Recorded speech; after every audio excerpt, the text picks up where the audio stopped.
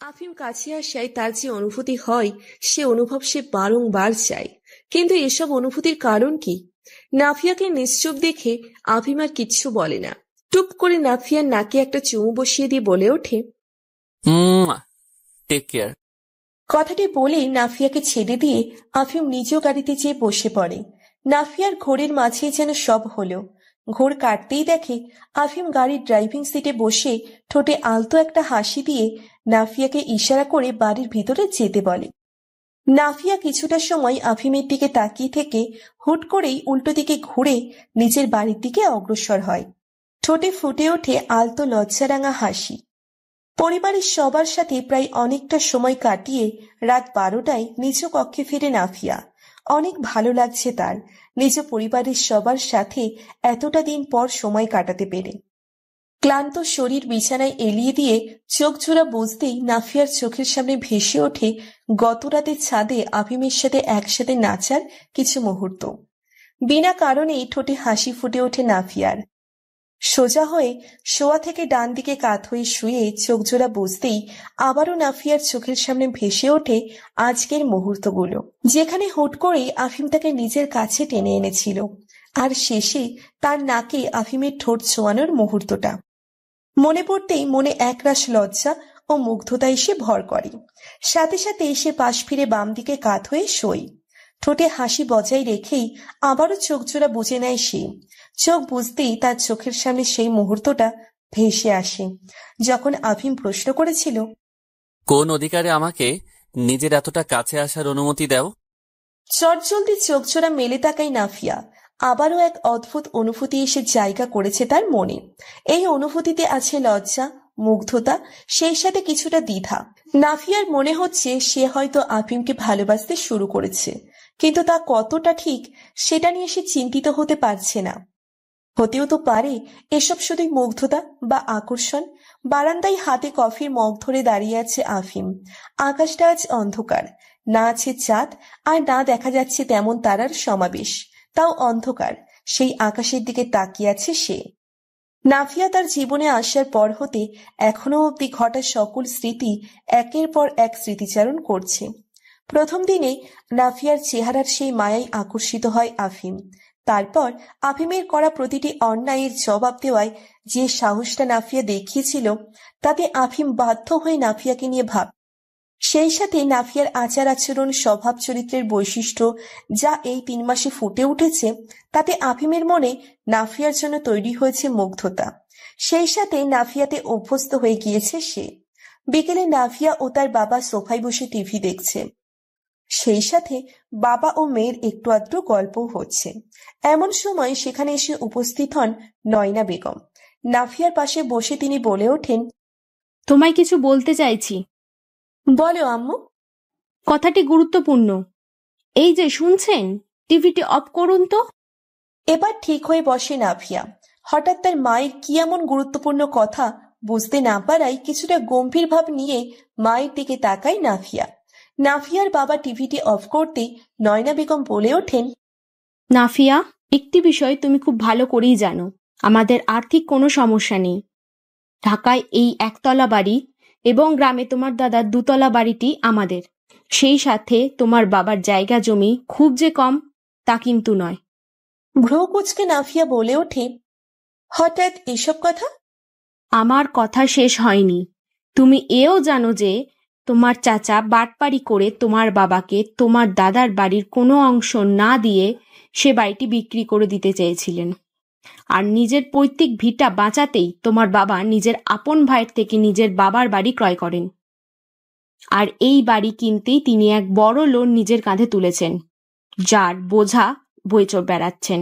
Loan না নিয়ে তিনি নিজের জমিও বিক্রি করতে পারতেন, কিন্তু তা সে কোনোভাবেই করতে চায়নি। হ্যাঁ মা, সবটাই জানি। হঠাৎ আজ এগুলো নতুন করে বলার কি হলো? দেখো নাফিয়া, আমি জানি তুমি চাইছো দ্রুত তোমার বাবাকে এই ঋণ দিয়ে মুক্ত করতে, যা সন্তান হিসাবে তোমার কর্তব্য, কিন্তু তার আর প্রয়োজন নেই। ঋণ আর বেশি নেই, মাত্র 2 লাখের মতো আছে, যা সামনের কিছু মাসের মধ্যেই শোধ হয়ে যাবে। ভালো, কিন্তু এটিও তো আমি জানি মা। এখন মূল কথাটি বলছি। আমাদের সমাজে এক প্রচলিত বাণী আছে, মেয়েরা 20তে বুড়ি। সেটাই তোমার বয়স 28 বছর হয়ে গিয়েছে, যা অতিরিক্ত। আমি এবং তোমার বাবা তোমার বিয়েটা আর দেরি করতে চাইছি না। তাই তোমার আর চাকরি করতে হবে না সামনের মাস থেকে। এই মাসে তাদের জানিয়ে দিও। মায়ের কথায় একদম চুপ হয়ে যায় নাফিয়া। মুহূর্তেই চোখজোড়া ঝাপসা হয়ে যায় তার। এক তীব্র ভয় নিজের মাঝে অনুভব করছে সে। এই ভয়টি শুধুই আফিমকে হারানোর ভয়। টুপ করে নাফিয়ার চোখ দিয়ে জল গড়িয়ে পড়তেই নয়না বেগম বলে উঠল, এভাবে কাঁধার কিচ্ছুটি হয়নি। পৃথিবীর প্রতিটি মানুষই বিয়ে করে, তুমি প্রথম নও। তাই এত ভয় না পেয়ে বিষয়টি সহজভাবে নাও। তোমার বাবার পরিচিত এক মুখে ডাকা ভাইয়ের ছেলেকে তোমার জন্য পছন্দ করেছে। সে আগামী 10-15 দিনের মাঝে তোমার সাথে দেখা করবে। মা, এখনই কেন বিয়ে করতে হবে? 28 বছর বয়স কম নয় নাফিয়া। বাবা, তুমি কিছু বলো। পত্রিকা হতে চোখ উঠিয়ে নিজের মেয়ের দিকে দৃষ্টি নিক্ষেপ করে বলে ওঠেন, তোমার মায়ের সাথে সহমত, আর দেরি করা ঠিক হবে না। তবে একটা বিষয় বলতে চাইছি, তোমার কোনো পছন্দ থাকলে বলতে পারো।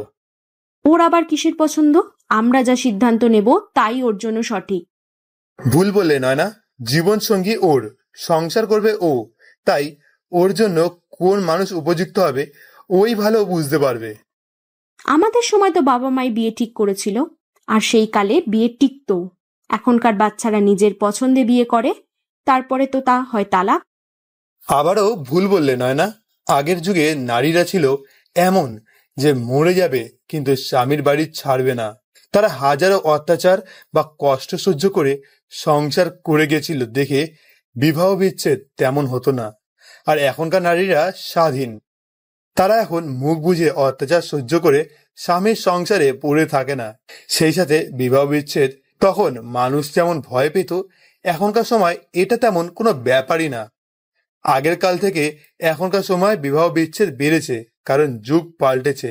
এর সাথে বড়রা বিয়ে ঠিক করা বা ছোটরা নিজের পছন্দ করাটা কোনোভাবেই জড়িত নয়। উত্তরে কিছু বলেন না নয়না বেগম। স্বামীর কথায় যুক্তি খুঁজে পাচ্ছেন তিনি।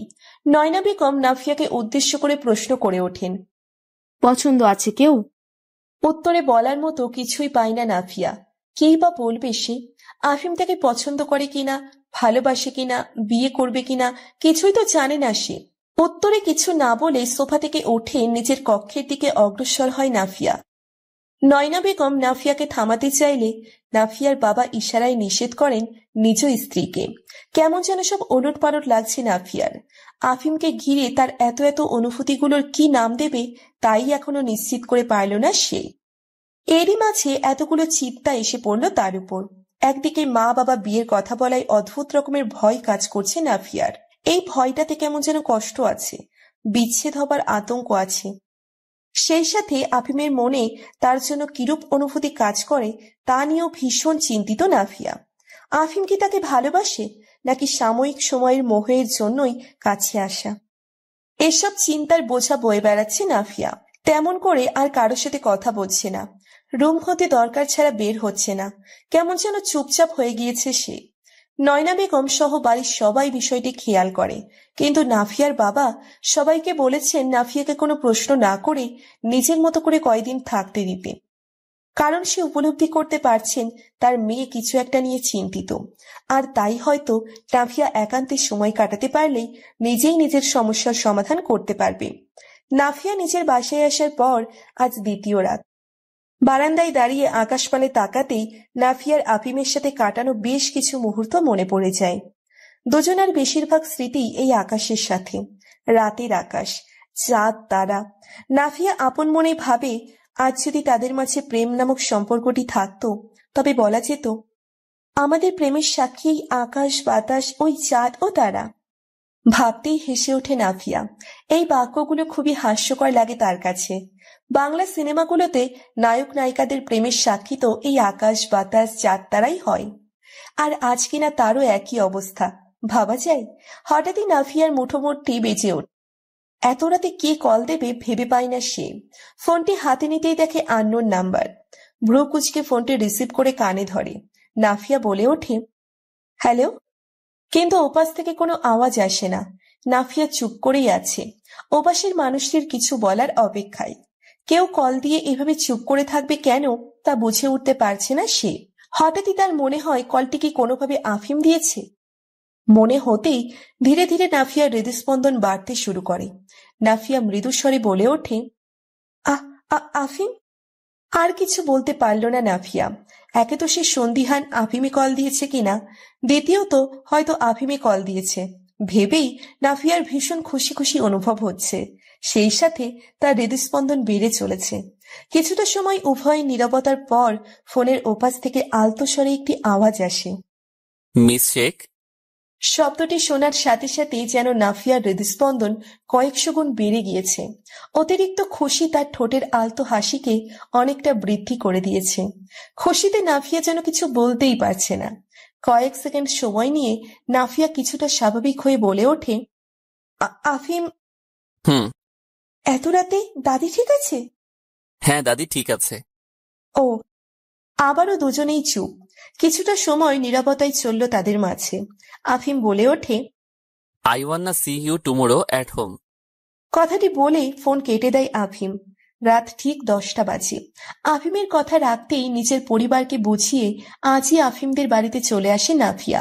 ঠিক সন্ধ্যে 7টায় এই বাড়িতে এসে পৌঁছয় সে। দাদি ও সানিয়া বেগম উভয়ের সাথে দেখা হলেও আফিমের সাথে দেখা পায় না সে। তার দু চোখ জোড়া আফিমকেই খুঁজে বেড়াচ্ছিল, কিন্তু চোখের তৃষ্ণা মিটল কই। দাদি ঘুমিয়ে যাওয়ায় নিজ কক্ষে এসে গোসলটা সেরে বারান্দায় গিয়ে দাঁড়ায় নাফিয়া। মনটা তার ভালো নেই। আফিমকে একটিবারের জন্য হলেও আজ দেখতে চাই সে। আকাশপানে তাকিয়ে মুখ গোমরা করে সে বলে ওঠে, কাল তো খুব বলেছিলে I wanna see you tomorrow at home, আর এখন নিজেরই খবর নেই। ঠিক এই সময় নাফিয়ার দরজায় কড়া নাড়ার শব্দ হয়। অমনি ধুক করে ওঠে নাফিয়ার হৃদয়। হয়তো আফিম এসেছে। এই ভেবে ধুকপুক করা হৃদয় নিয়ে ধীরে ধীরে দরজার কাছে এগিয়ে যায় সে। এক বুক আশা নিয়ে দরজা খুলতেই দেখতে পায় দরজার ওপাশে একজন গৃহপরিচারিকা দাঁড়িয়ে আছে। মুহূর্তেই মেজাজ খারাপ হয়ে গেল নাফিয়ার। ভ্রু কুঁচকে মেয়েটির দিকে তাকাতেই মেয়েটি বলে, আফিম স্যার আপনাকে ছাদে যেতে বলেছেন ম্যাম। বিগড়ে যাওয়া মেজাজ আবারও ভালো হয়ে যায় নাফিয়া। সে কোনো মতে ওড়না পেঁচিয়ে ছাদের দিকে এক প্রকার দৌড়ে অগ্রসর হয়। ঠোঁটে তার আলতো হাসি। ছাদের কিনারায় দাঁড়িয়ে আছে আফিম, পরনে সাদা একটা শার্ট এবং ব্লু জিন্স প্যান্ট। বাতাসে তার শার্ট সহ চুলগুলো নড়ছে, আর নিস্তব্ধ হয়ে এক দৃষ্টিতে আকাশপানে তাকিয়ে আছে। আকাশে আজও চাঁদ নেই, তবে আজ তারা আছে। কালো আকাশটাই ঝলমলে তারাগুলো দেখতে বেশ লাগছে আফিমের। ছাদে এসে আফিমের পেছন দিকটা চোখে পড়ে নাফিয়ার। আফিমের উপস্থিতি তার মাঝে ভালো লাগা তৈরি করতে সক্ষম। সাদা শার্টে আফিমকে পেছন থেকে দেখতে খুব ভালো লাগছে তার। না জানি সামনে গিয়ে দেখতে কতটা সুন্দর লাগবে ছেলেটিকে। নাফিয়া ধীর পায়ে আফিমের পাশে গিয়ে দাঁড়ায়। নিজের পাশে কারো উপস্থিতি টের পেয়ে সেদিকে তাকায় আফিম। নাফিয়াকে দেখে দৃষ্টি স্থির রাখে সে নাফিয়ার দিকে। আবারও এই গাঢ় খয়েরি রঙের চোখে ঘায়েল হলো নাফিয়া। দুজনই একে অপরের চোখের গভীরতা মাপতে ব্যস্ত হয়ে পড়ে। আফিম ধীর পায়ে নাফিয়ার দিকে এগিয়ে আসতে শুরু করে। এবার আর নাফিয়া পিছিয়ে যায় না, বরং আফিমের চোখে চোখ রেখে চুপটি করে দাঁড়িয়ে থাকে। আফিম নাফিয়ার কাছে এসে দুহাতে নাফিয়ার কোমর আঁকড়ে ধরে নাফিয়াকে একদম নিজের কাছে নিয়ে এসে মৃদুস্বরে বলে ওঠে, you won't get leave anymore. আফিমের বলা কথাটি শোনা মাত্রই নাফিয়ার মনে একরাশ ভালো লাগা এসে জায়গা করে নেয়। তবে কি আফিম চায় সে সর্বদাই আফিমের বাড়িতে থাকুক? ঠিক এই মুহূর্তেই নাফিয়ার মনে পড়ে তার বাবা তার জন্য ছেলে পছন্দ করেছে। ভালো লাগাগুলো মুহূর্তের মধ্যেই বিলীন হয়ে গেল। নাফিয়া আফিমের চোখে চোখ রেখে বলে ওঠে, আগামী মাসে হয়তো আমায় এই চাকরিটা ছাড়তে হবে।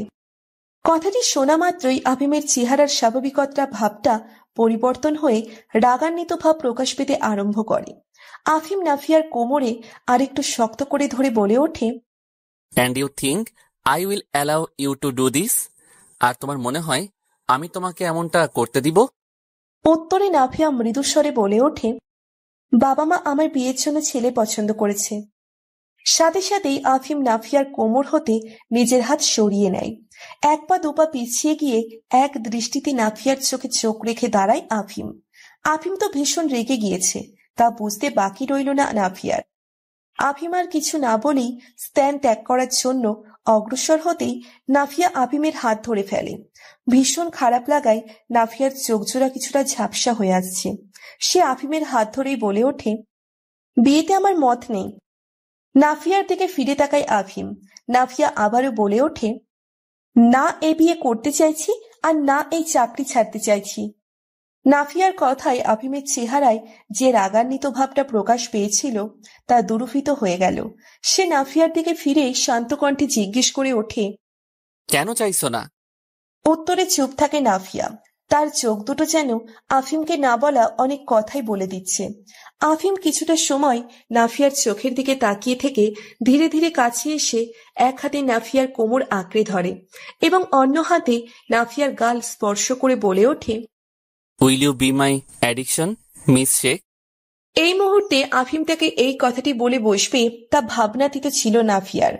যতটা না সে অবাক হয়েছে তার চেয়েও বেশি অতিরিক্ত খুশিতে তার হৃদস্পন্দন ক্রমশ বেড়ে চলছে। এত এত সুখানুভূতি নাফিয়ার হৃদয়ের পুরোটা জায়গা দখল নেওয়ার পরেও চোখের অশ্রুকণা হয়েও বেরিয়ে এলো কিছু। ডান চোখের পাশ দিয়ে একটি অশ্রুকণা গাল বেয়ে গড়িয়ে পড়ল নাফিয়ার। সে ভাঙা কণ্ঠে আফিমকে বলে উঠল, নাফিয়ার কথাটি যেন আফিমের কানেই এলো না। সে তো ব্যস্ত নাফিয়ার চোখের গভীরতায় ডুব দিতে। নাফিয়ার ঠোঁট বললেও তার চোখ জোড়া তীব্রভাবে অসম্মতি জানাচ্ছে। কিছুটা সময় নিয়ে এসে বলে ওঠে, আমি আপনার আসক্তি নই, বরং আপনাকে আসক্ত হতে চাই আফিম। এতটাই আসক্ত হতে চাই যতটা হলে একটা দিনও আপনিহীনা থাকতে পারবো না। এতটাই আসক্ত হতে চাই যে শেষ নিঃশ্বাস পর্যন্ত অন্য কোনো নেশা আমায় কাবু করতে পারবে না। এতটাই আসক্ত হতে চাই যে প্রতিটা দিন ওর আসক্তি বৃদ্ধি পাবে, কিন্তু কিঞ্চিত পরিমাণও কমবে না। এতটাই আসক্ত হতে চাই যে নাফিয়ার মাঝে নাফিয়া কম, আফিমকেও বেশি খুঁজে পাওয়া যাবে। বৈধভাবে আপনার হতে চাই আফিম। আপনার মিস শেখ থেকে মিসেস আফিম ইবনান হতে চাই। এতটা সময় খুব মনোযোগ দিয়ে নাফিয়ার চোখে চোখ রেখেই নাফিয়ার বলা প্রতিটা শব্দ নিজের মাঝে অনুভব করছিল আফিম। নাফিয়ার বলা প্রতিটি শব্দের সাথে তাল মিলিয়ে নাফিয়ার চোখও যেন অনেক কথাই বলে দিল আফিমকে। অনুভূতির যে গভীরতায় এই মুহূর্তে দুজন আছে সেখানে পুরো পৃথিবীটাই অনুপস্থিত। এরা দুজনই যেন দুজনের পৃথিবী, বাকি কিছু এই মুহূর্তে তাদের মাথায় নেই। এ এক অন্যরকম ঘোরের মাঝেই বিরাজ করছে তারা। আফিম নাফিয়ার দিকে নিজের ওষ্ঠদ্বয় এগিয়ে নিয়ে কপালে এক গভীর চুমো এঁকে দেয়। অতঃপর নাফিয়ার চোখ জোড়ায় নিজের ঠোঁটের স্পর্শ এঁকে দু গালেও ঠোঁট ছোঁয়ায়। প্রতিটা স্পর্শে কেঁপে কেঁপে উঠছে নাফিয়া। সে এই মুহূর্তে এই পৃথিবীতে নেই, বরং আফিম নামক এক নেশাময় ঘোরে বিলীন হয়ে আছে। আফিম নিজের ওষ্ঠদ্বয় নাফিয়ার ওষ্ঠদ্বয়ের দিকে এগিয়ে নিতে গিয়েও থেমে যায়। নাফিয়ার কপালে কপাল ঠেকিয়ে বলে ওঠে, you will be Mrs Afim Ibnan very soon. নাফিয়ার দিকে তাকিয়ে এই কথাটি বলে আফিম। নাফিয়া তো সেই কখন থেকে চোখ বুজে আছে। আফিমের কথা কানে আসতেই চোখ বুজে থাকা অবস্থাতেই ঠোঁটে হাসি ফুটে ওঠে তার। নাফিয়ার ঠোঁটের হাসিটি দেখে আর দেরি করে না আফিম। নাফিয়াকে ছেড়ে সে দ্রুত স্থান ত্যাগ করে, কারণ সে জানে এখানে আর একটু সময় থাকলে এমন কিছু হয়ে যেতে পারে যা হওয়া উচিত নয়। সকাল হতেই অতিরিক্ত রকমের মন ভালো নাফিয়ার। ঠোঁটের হাসি যেন এক মুহূর্তের জন্য উপস্থিত হারায়নি। প্রতিটা কাজ বেশ উৎসাহের সাথে করছে সে। মন ভালো হওয়ায় পকপকও কম করছে না সে। নাফিয়ার এই পরিবর্তিত আচরণ প্রত্যেকের নজরে পড়ছে। সার্ভেন্টসরা তো সবাই এক প্রকার কানাঘুষা করা শুরু করে দিয়েছে। সানিয়া বেগম এবং দাদিও বিষয়টি বেশ কিছুক্ষণ ধরেই লক্ষ্য করছেন। অতঃপর সানিয়া বেগম জিজ্ঞেস করেই বসলেন, কি ব্যাপার নাফিয়া, তোমায় খুব খুশি খুশি মনে হচ্ছে? এই শুধু খুশি নয় বৌমা, এই খুশিতে একটু লজ্জা লজ্জা ভাবও আছে। বিয়ে ঠিক হলো নাকি? ডাইনিং টেবিলেই বসেছিল সবাই সকালের নাস্তা করবার জন্য। দাদির প্রশ্নটি করার সময়ই সেখানে উপস্থিত হয় আফিম। নাফিয়ার কিছু বলার আগেই আফিম ঠোঁটে বাঁকা হাসি ঝুলিয়ে বলে ওঠে, ভুল বলনি দাদি, হতেই পারে গত রাতে ছাদে বসে মিস শেখের বিয়ে ঠিক হয়েছে। আফিম চোখ মারতেই লজ্জায় চোখ নামিয়ে নেয় নাফিয়া। আফিম আসতেই নাফিয়ার চেহারা লজ্জায় লাল হওয়াটা লক্ষ্য করেন সানিয়া বেগম। সেই সাথে আফিমের এমন উদ্ভট কথা, বিষয়টি সন্দেহজনক মনে হচ্ছে তার কাছে। দাদি আফিমকে উদ্দেশ্য করে বলে ওঠেন, কি সব বলছো? রাতে, তাও আবার ছাদে বসে কারো বিয়ে ঠিক হয়? মিস শেখ, আপনি বলুন, হয় না? এ কোন বিপাকে ফেললো আফিম তাকে? এ প্রশ্নের উত্তরে কি বলবে সে? নাফিয়াকে চুপ করে থাকতে দেখে দাদি বলে ওঠেন, তুমি খাও তো, সকাল সকাল এই ছেলের মাথার সমস্যা হয়েছে। আমি মিস শেখকে বিয়ে করতে চাই মম। নিজ কক্ষে 1 কাপ গ্রিন টি হাতে নিয়ে সোফায় বসেছিলেন সানিয়া বেগম। আফিম হঠাৎই অনুমতি নিয়ে তার কক্ষে এসে নম্র কণ্ঠে কথাটি বলতেই ছেলের দিকে চোখ উঠিয়ে তাকান সে। কিছুটা গম্ভীর কণ্ঠে বলে ওঠেন, সিদ্ধান্ত নিয়ে নিয়েছো? তোমার মতামত ছাড়া সিদ্ধান্ত নেওয়াটা শিখিয়েছো আমায়। কথাটি শোনা মাত্রই সানিয়া বেগমের ঠোঁটে এক চিলতে হাসির জায়গা করে নেয়। ছেলেকে সুশিক্ষা দিতেই তো তিনি নিজের জীবনের মূল্যবান সময়গুলো ছেলেকে ঘিরেই শেষ করে দিয়েছেন। সেই সাথে ত্যাগ স্বীকারও তো কম করেননি তিনি। আজ তার ছেলে তাকে প্রাপ্য সম্মান, মূল্য এবং ভালোবাসা দেয়, এটিই কি তার প্রাপ্তি নয়? কিছুটা সময় নিশ্চুপ থেকে সানিয়া বেগম বলে ওঠেন, আফিম, আমি তোমায় ভীষণ যত্নে বড় করেছি বাবা। তোমায় একজন যোগ্য ব্যক্তি হিসেবে গড়তে আমি নিজের তরফ থেকে কোনো কমতি রাখিনি। হয়তো আমি সফলও। অতীতে যেহেতু তোমার সঠিক পথ প্রদর্শনের সর্বোচ্চ চেষ্টা করেছি, বর্তমানেও এর বিপরীতে করব না। মায়ের কথা শুনে ঠোঁটে আলতো হাসি টেনে আফিম সোফায় তার মায়ের পাশে যেয়ে বসে। মায়ের একটি হাত তার দুহাতের মাঝে নিয়ে তাতে ঠোঁট স্পর্শ করে বলে ওঠে, আই নো মম, আমি জানি মা। ঠোঁটে হাসি টেনে সানিয়া বেগম বলে ওঠেন, আমি চাইছি বিয়ের সিদ্ধান্ত নেওয়ার আগে তুমি নাফিয়াকে ভালো করে জেনে বুঝে নাও। তোমার বাবা এবং আমার সম্পর্কের বিষয়ে তুমি অজানা নও আফিম। যে ভুল আমি এবং তোমার পিতা দুজনে করেছিলাম, সে একই ভুল তুমিও করো তা চাইছি না। ঠিক এজন্যই তোমার 33 বছর বয়স হওয়ার পরেও কখনো বিয়ের জন্য চাপ দেইনি। নিজের থেকে কোনো মেয়েও তোমার জন্য পছন্দ করিনি। আমি চেয়েছি তোমার জীবনসঙ্গী তুমি নিজে খুঁজে নাও। নিয়েছি মম। মিস শেখ আমার জীবনসঙ্গী হওয়ার জন্য পুরোপুরি যোগ্য। ভেবে বলছো? হ্যাঁ। ছেলের কথায় ঠোঁটে হাসি ফুটিয়ে সানিয়া বেগম ছেলের কান টেনে বলে ওঠেন, কবে দিয়ে চলছে এসব? হ্যাঁ, তলে তলে টেম্পো চালাচ্ছিলে দুজন? মায়ের কথায় হেসে দেয় আফিম। গার্ডেনে এসো ফার্স্ট। আফিমের নাম্বার হতে মেসেজটি পেতেই ভ্রু কুঁচকে ফেলে নাফিয়া। দিনে দুপুরে চাইছেটা কি ছেলেটা? দাদির পায়ে ব্যথা অনুভব হওয়ায় নাফিয়া দাদির পা মেসেজ করছিল। এখন কিভাবে যাবে সে আফিমের কাছে? নাফিয়া পা মেসেজ করতে করতে দাদির দিকে তাকায়, দেখতে পায় দাদি ঘুমিয়ে পড়েছেন। এখন আর তাকে আটকায় কে? খুশিতে তার ঠোঁটে হাসি ফুটে ওঠে। আর দেরি না করে ধীরে ধীরে দাদির কাছ থেকে উঠে গার্ডেনের দিকে অগ্রসর হয় নাফিয়া। অনেকটা জায়গা নিয়েই বাড়ির চারপাশ ঘিরে বড় করে গার্ডেন করা হয়েছে। নাফিয়া গেটের বাইরে এসে বুঝে উঠতে পারছে না যে সে আসলে গার্ডেনের কোন দিকটায় গেলে আফিমকে পাবে। ঠিক এমন সময় নাফিয়ার কানে একটি শব্দ আসে। কেউ শীষ বাজালে যেমন শব্দ হয়, ঠিক তেমনই শব্দটা। শব্দের উৎসের দিকে তাকালেই নাফিয়া দেখতে পায় আফিমকে।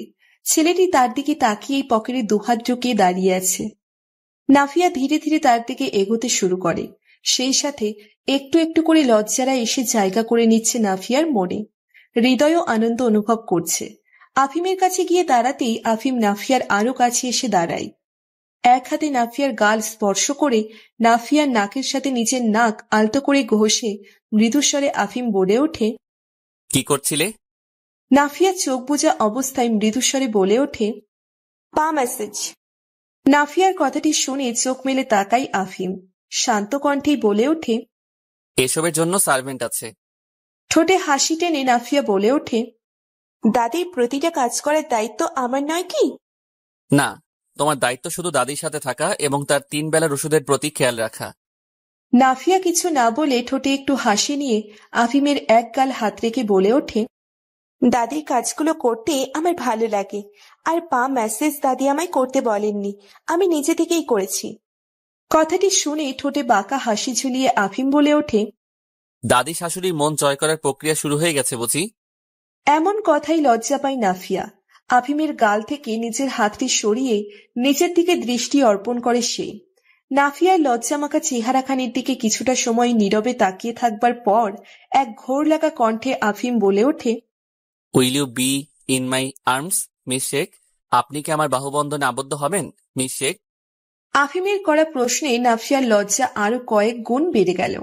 সেই সাথে তার অবাধ্য হৃদয়ের স্পন্দনও বাড়তে আরম্ভ করেছে। নাফিয়া একটু একটু করে কচ্ছপের গতিতে আফিমের একদম কাছে গিয়ে আফিমের বুকে আলতো করে মাথা রাখে। নাফিয়ার মনে হচ্ছে সে যেন কোনো এক অসাধ্যকে সাধন করে ফেলেছে। আফিমের হৃদয়ের স্পন্দন প্রথমবারের মতো অনুভব করায় এক অদ্ভুত রকমের প্রশান্তি নাফিয়ার হৃদয় জুড়ে জায়গা করে নিয়েছে এবং আফিমের প্রতিটা হৃদস্পন্দন নাফিয়ার হৃদস্পন্দনকে কয়েকশো গুণ বাড়িয়ে চলেছে। দ্রুত গতিতে স্পন্দিত হওয়া হৃদয় নিয়ে আবেশে নিজের চোখজোড়া বুঝে নেয় সে। নিজের বুকে নাফিয়ার অস্তিত্ব পেয়ে ঠোঁটে আলতো হাসি ফুটিয়ে তোলে আফিম। তার প্রিয়াকে নিজের বাহুবন্ধনে আবদ্ধ করে নেয় সে। চিন্তার ভাঁজ নয়না বেগম ও তার স্বামী উভয়ের কপালেই বিদ্যমান। উভয়ই নিজ কক্ষে বসে গভীরভাবে কিছু একটা নিয়ে ভাবছেন। নীরবতা ভেঙে নয়না বেগম বলে ওঠেন, শুনছেন? হুম। ব্যাপারটি মোটেও সুবিধার মনে হচ্ছে না আমার। স্ত্রীর দিকে চোখ উঠিয়ে তাকান অগ্র সাহেব। নয়না বেগম স্বামীর কিছু বলার অপেক্ষা না করে আবারও বলে ওঠেন, একে তো অর্থবিত্তের দিক থেকে তারা আমাদের তুলনায় বেশ এগিয়ে, সেই সাথে ছেলের চেহারা তো মাশাআল্লাহ। সেখানে আমাদের নাফিয়া শ্যামবর্ণা। তবে কেন তারা তাদের সোনার টুকরা একমাত্র ছেলের জন্য নাফিয়ার হাত চাইছে?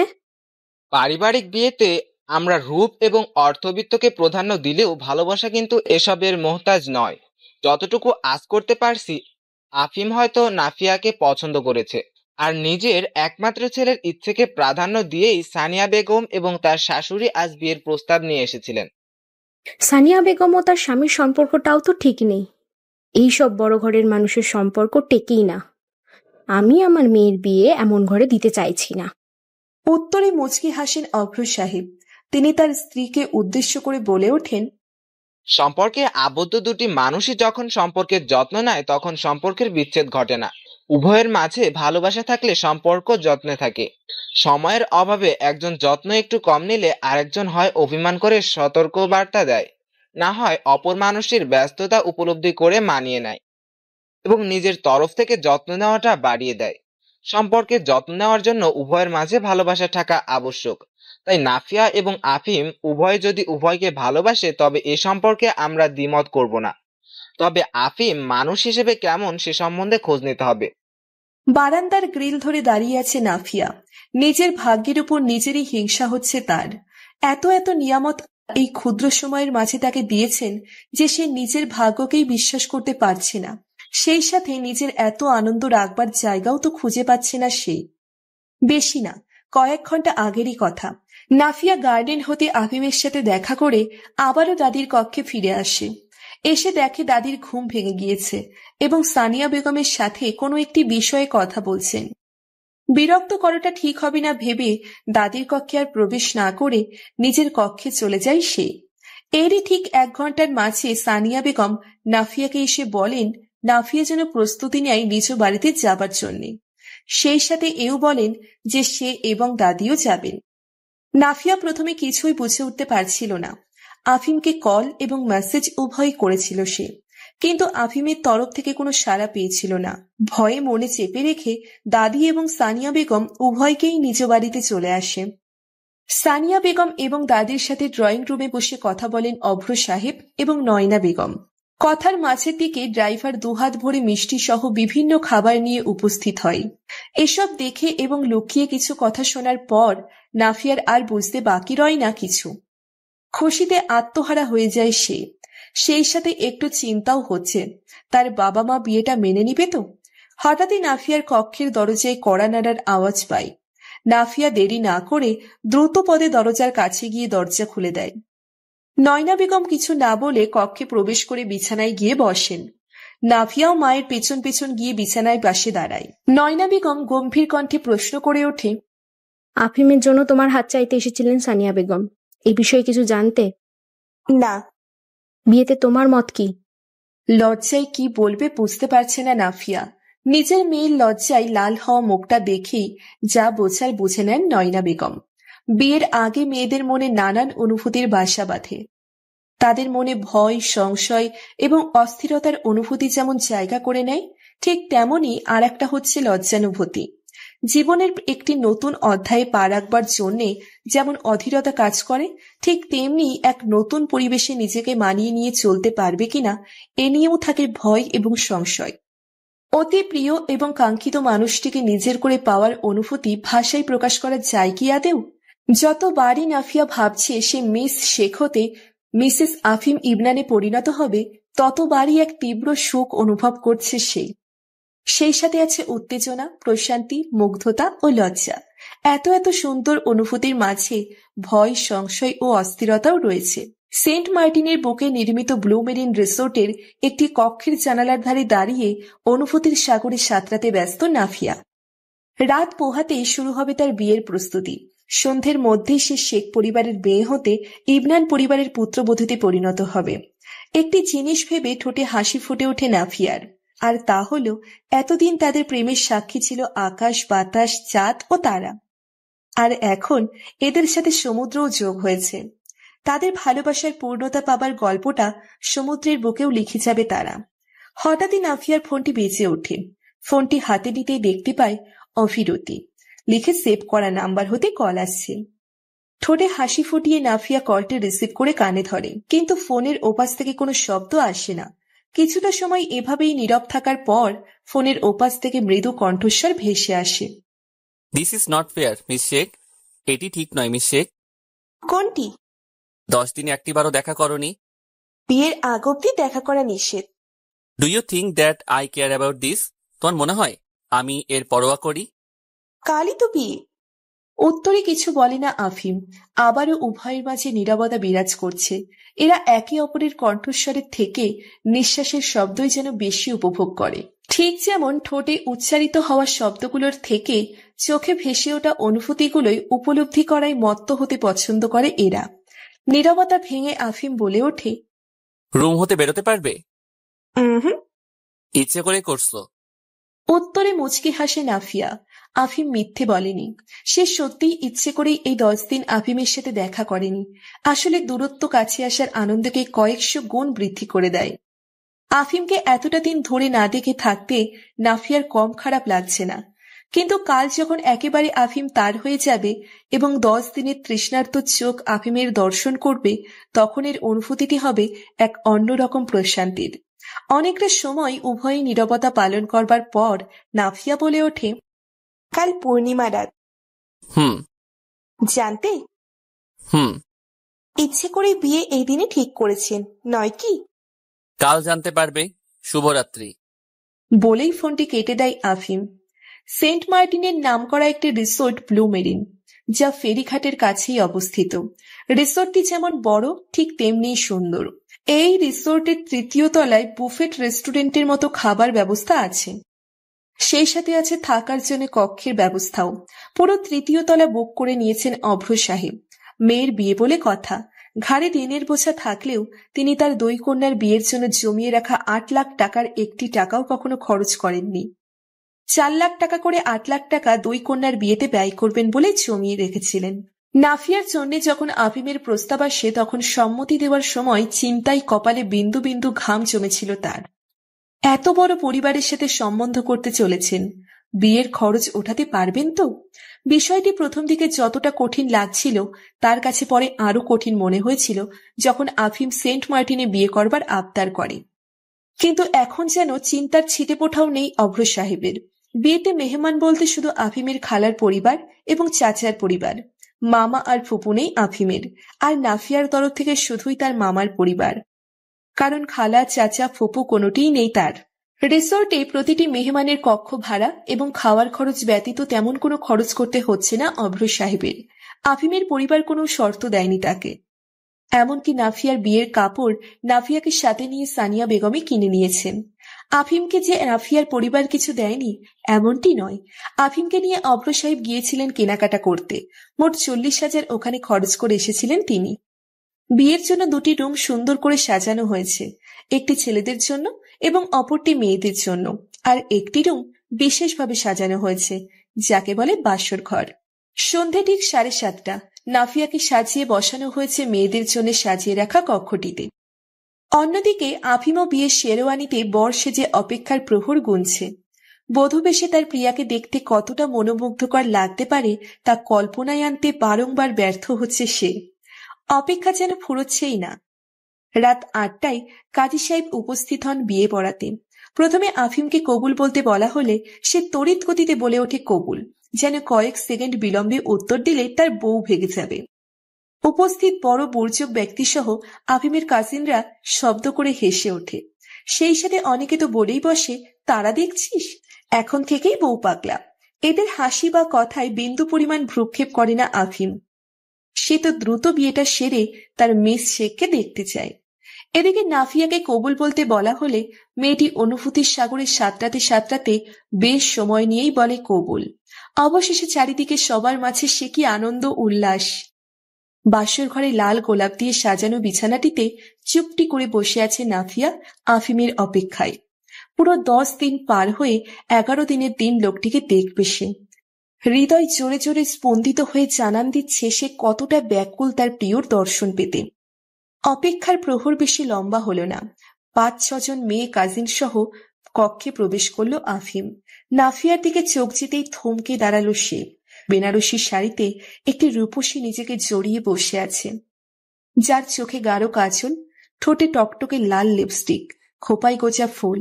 আফিমের হৃদস্পন্দন ক্রমশ বেড়ে চলছে। পুরো পৃথিবীটা যেন তার জন্য থেমে গিয়েছে, আর সে চোখ ভরে দেখে নিচ্ছে তার সদ্য বিয়ে করা এই মায়াবিনীকে। কক্ষে উপস্থিত কাজিনরা হেসে গড়াগড়ি খাচ্ছে আফিম ও নাফিয়া উভয়ের একে অপরের দিকে হা করে তাকিয়ে থাকা দেখে। হঠাৎ একজন গিয়ে আফিমকে ধাক্কা দিয়ে বলে ওঠে, সারা রাত পড়ে আছে, তখন না হয় ইচ্ছা মতো দেখে নিস। তোর বউকে কেউ তুলে নিয়ে যাবে না। এখন যে তার পাশে বস এবং আমাদের ছবি তুলতে দে। ধ্যান ভাঙতেই আফিম কণ্ঠে বিরক্তি নিয়ে বলে ওঠে, বিয়ে করছি কি তোদের সাথে ছবি তোলার জন্য?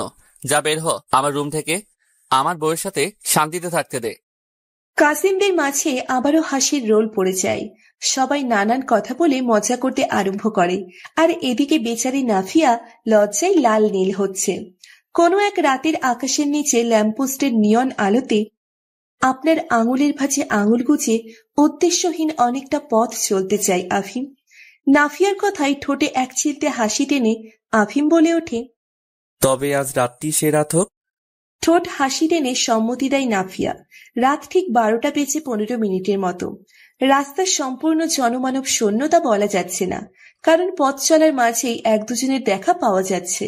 সেই সাথে খালি 2-3টে রিকশারও দেখা মিলল, কিন্তু তাও পরিবেশটা নিস্তব্ধ। ঠান্ডা বাতাস খুব বেশি না হলেও স্বস্তি দিচ্ছে। আকাশটা চাঁদবিহীন, কেমন যেন শূন্য শূন্য, কিন্তু তারার মেলায় বেশ লাগছে। নাফিয়া ও আফিম উভয়ই হাত ধরে ধীরে ধীরে হাঁটছে।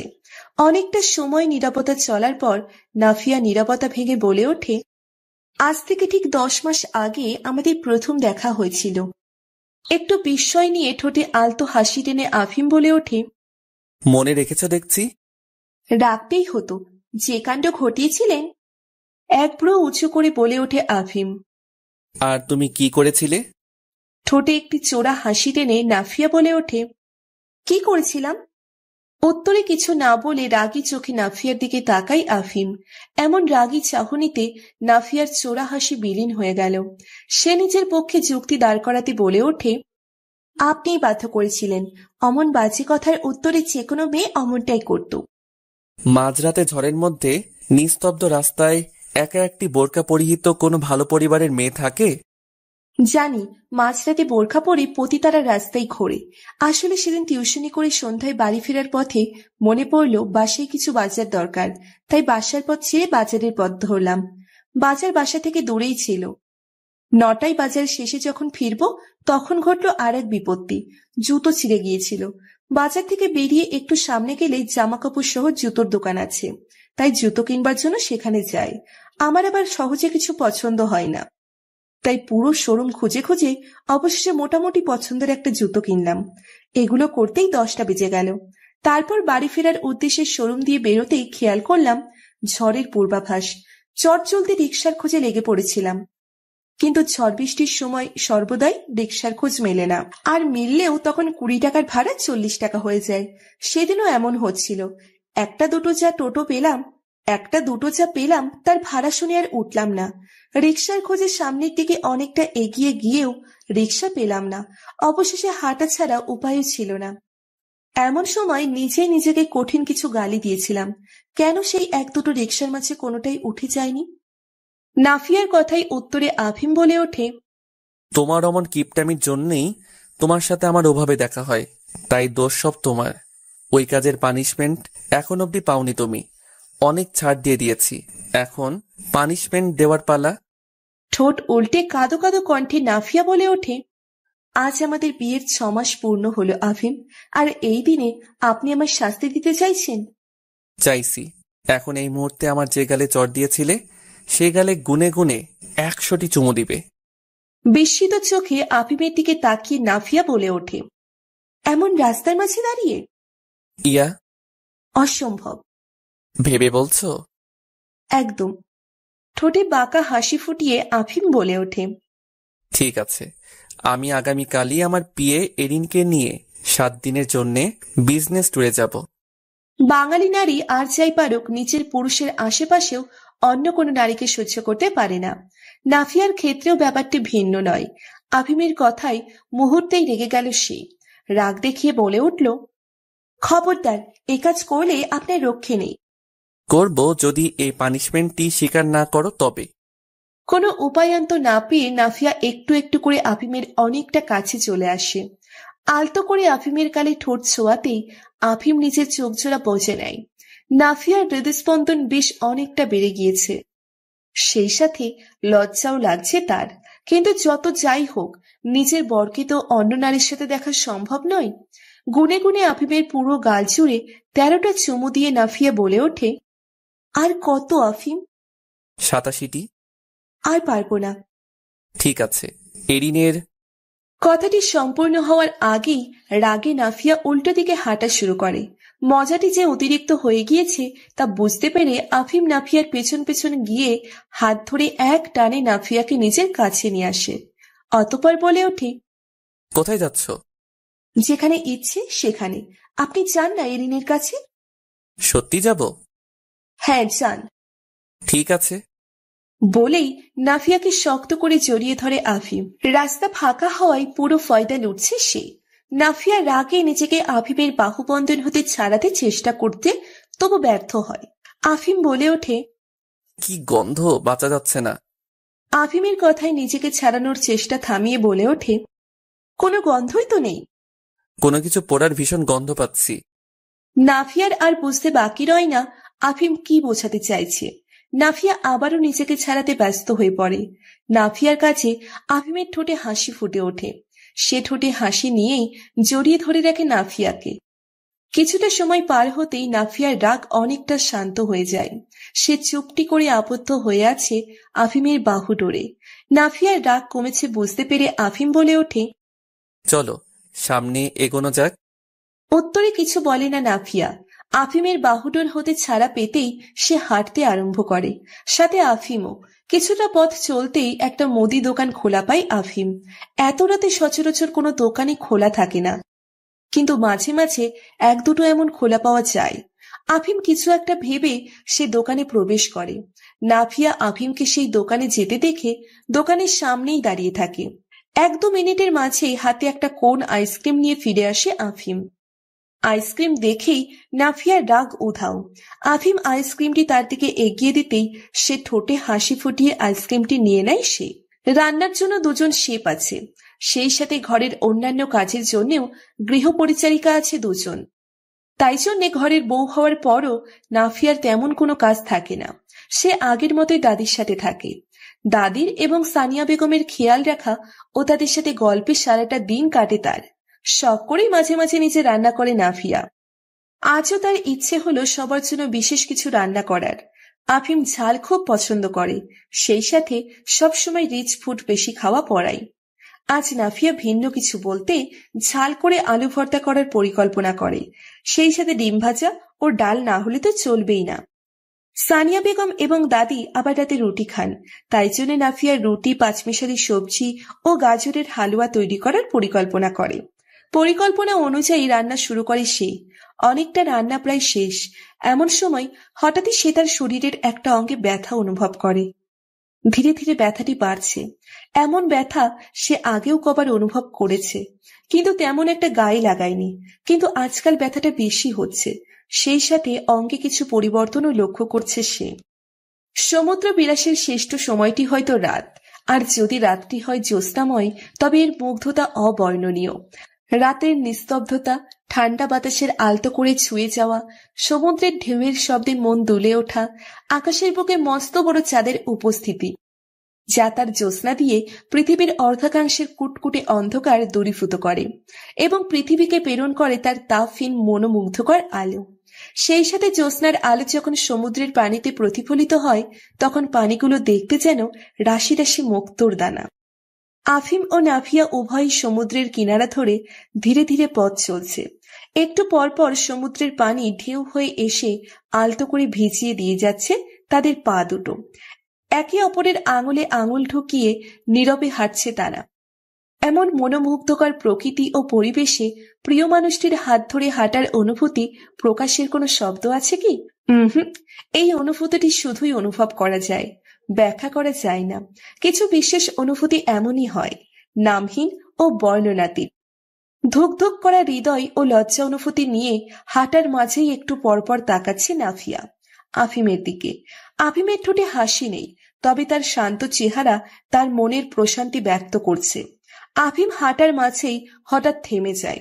নাফিয়াকে উদ্দেশ্য করে বলে ওঠে, চলো পানিতে খানিকটা ভিজে আসি। আফিমের কথায় অবাক হয়ে নাফিয়া বলে ওঠে, এই রাতে পানিতে? তো মোটেই না, আমার ভয় লাগে। তবে তো ভিজতেই হবে।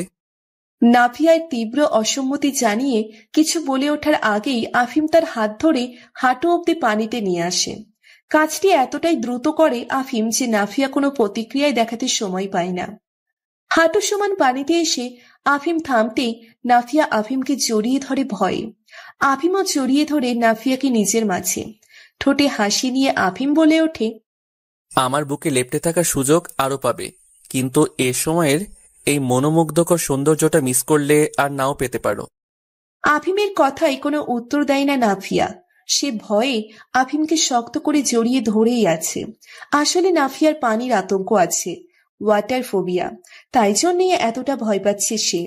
আফিম ধীরে ধীরে নাফিয়াকে নিজের বক্ষ হতে উঠিয়ে শান্ত কণ্ঠে নাফিয়ার চোখে চোখ রেখে বলে ওঠে, আমি আছি তো, তোমার কিচ্ছু হবে না, শুধু ওই দিকটাই তাকাও।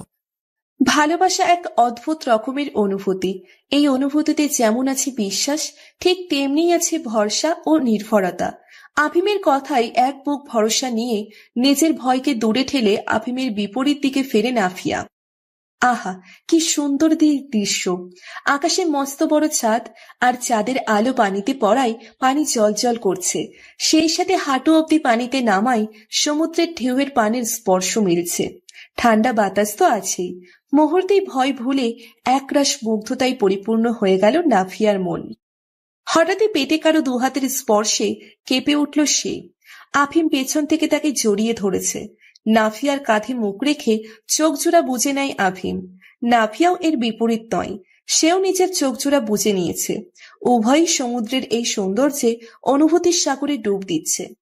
এভাবেই অনেকটা সময় পার হবার পর আফিম নাফিয়াকে বলে ওঠে, চলো ওদিকটায় যাওয়া যাক। আফিমের কথায় সম্মতি দেয় নাফিয়া। উভয়ই পানি হতে উঠে আরো কিছুটা পথ চলে। হাঁটার মাঝেই নাফিয়া বলে ওঠে, আমরা ফিরবো কখন? নাফিয়ার প্রশ্নে তার দিকে তাকাই আফিম।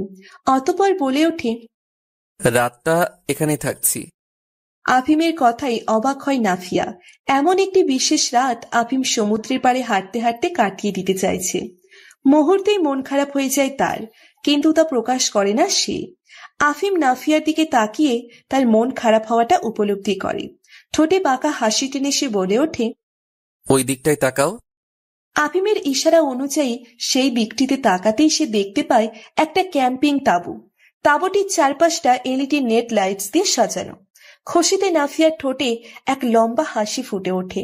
সে আফিমকে উদ্দেশ্য করে বেশ উচ্ছ্বসিত কণ্ঠে বলে ওঠে, আমি তাঁবুটার কাছে যাই।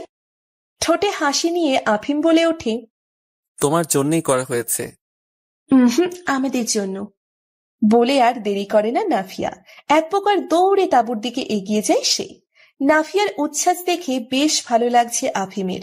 সে ঠোঁটে হাসি নিয়ে নাফিয়ার পেছন পেছন এগিয়ে যায়। তাঁবুটির ভেতরে দুজনের জন্য যথেষ্ট জায়গা রয়েছে। একটি ছোট ম্যাট্রেস বিছানো আছে এবং তার উপর ছড়িয়ে ছিটিয়ে আছে বেশ কয়েকটি গোলাপের পাপড়ি। খুবই সুন্দর লাগছে নাফিয়ার কাছে তাঁবুটি। সে আফিমের কাছে এসে ঠোঁটে আনন্দের হাসি নিয়ে বলে ওঠে, এতটা অনন্য না হলেও পারতেন। আফিম, বাসরাতে জ্যোৎস্না বিলাস তো অনেকেই করে, কিন্তু সমুদ্র বিলাস কজন করে? এত অসাধারণ চিন্তা কোথা থেকে আসে আপনার মাথায়? পছন্দ হয়েছে? অনেক বেশি। এই বিশেষ রাত্রিকে সত্যিই আপনি ভীষণ বিশেষ করে দিয়েছেন, যা আমি কখনোই আশা করেছিলাম না। তবে তো তোমারও কিছু করা উচিত আমায় বিশেষ অনুভব করানোর জন্য। এ কথায় নাফিয়ার মুখখানি লজ্জায় লাল হয়ে যায়। কিন্তু আফিম যেহেতু তার জন্য এতটা করেছে, তবে তারও তো কিছু করা উচিত। নিজের মাঝে লজ্জাগুলোকে নিয়েই ধীরে ধীরে নিজের ঠোঁট আফিমের দিকে এগিয়ে নিয়ে যায় সে। আলতো এক স্পর্শ কপালে এঁকে দিয়ে আফিমের দু চোখে এবং গালেও ঠোঁট ছুঁয়ে দেয় নাফিয়া। আফিম চোখ বুঝে ভালোবাসা নিচ্ছে তার প্রিয়ার। গালে ঠোঁট ছোঁয়ানোর পর নাফিয়া আফিমের ঠোঁটের দিকেও অগ্রসর হয়, কিন্তু একরাশ লজ্জায় সে বাধা দেয় তার। সে আর না এগিয়ে আফিমের বুকে নিজেই লেপ্টে নেয়। নিজের বুকে নাফিয়ার অস্তিত্ব অনুভব করে চোখ বুজে রেখেই ঠোঁটে হাসি ফুটিয়ে তোলে আফিম। দুহাতে শক্ত করে নাফিয়াকে জড়িয়ে ধরে বলে ওঠে, how are you feeling Mrs Afim Ibnan? আফিমের নেশালো কণ্ঠস্বরে Nafia ধীরে ধীরে এক তীব্র ঘোরে জড়িয়ে পড়ছে। হৃদয়ের স্পন্দন ক্রমশ বৃদ্ধি পাচ্ছে তার। সে কাঁপা কাঁপা কণ্ঠে বলে ওঠে, জানি না, তবে এক অন্যরকম ভালো লাগার অনুভূতি। আফিম ঠোঁটে বাঁকা হাসি ফুটিয়ে বলে ওঠে, পূর্বের দুটি ধন্যবাদ তোলা ছিল, মনে আছে? কিভাবে ধন্যবাদ বলতে হয় শিখিয়ে দিয়েছিলাম।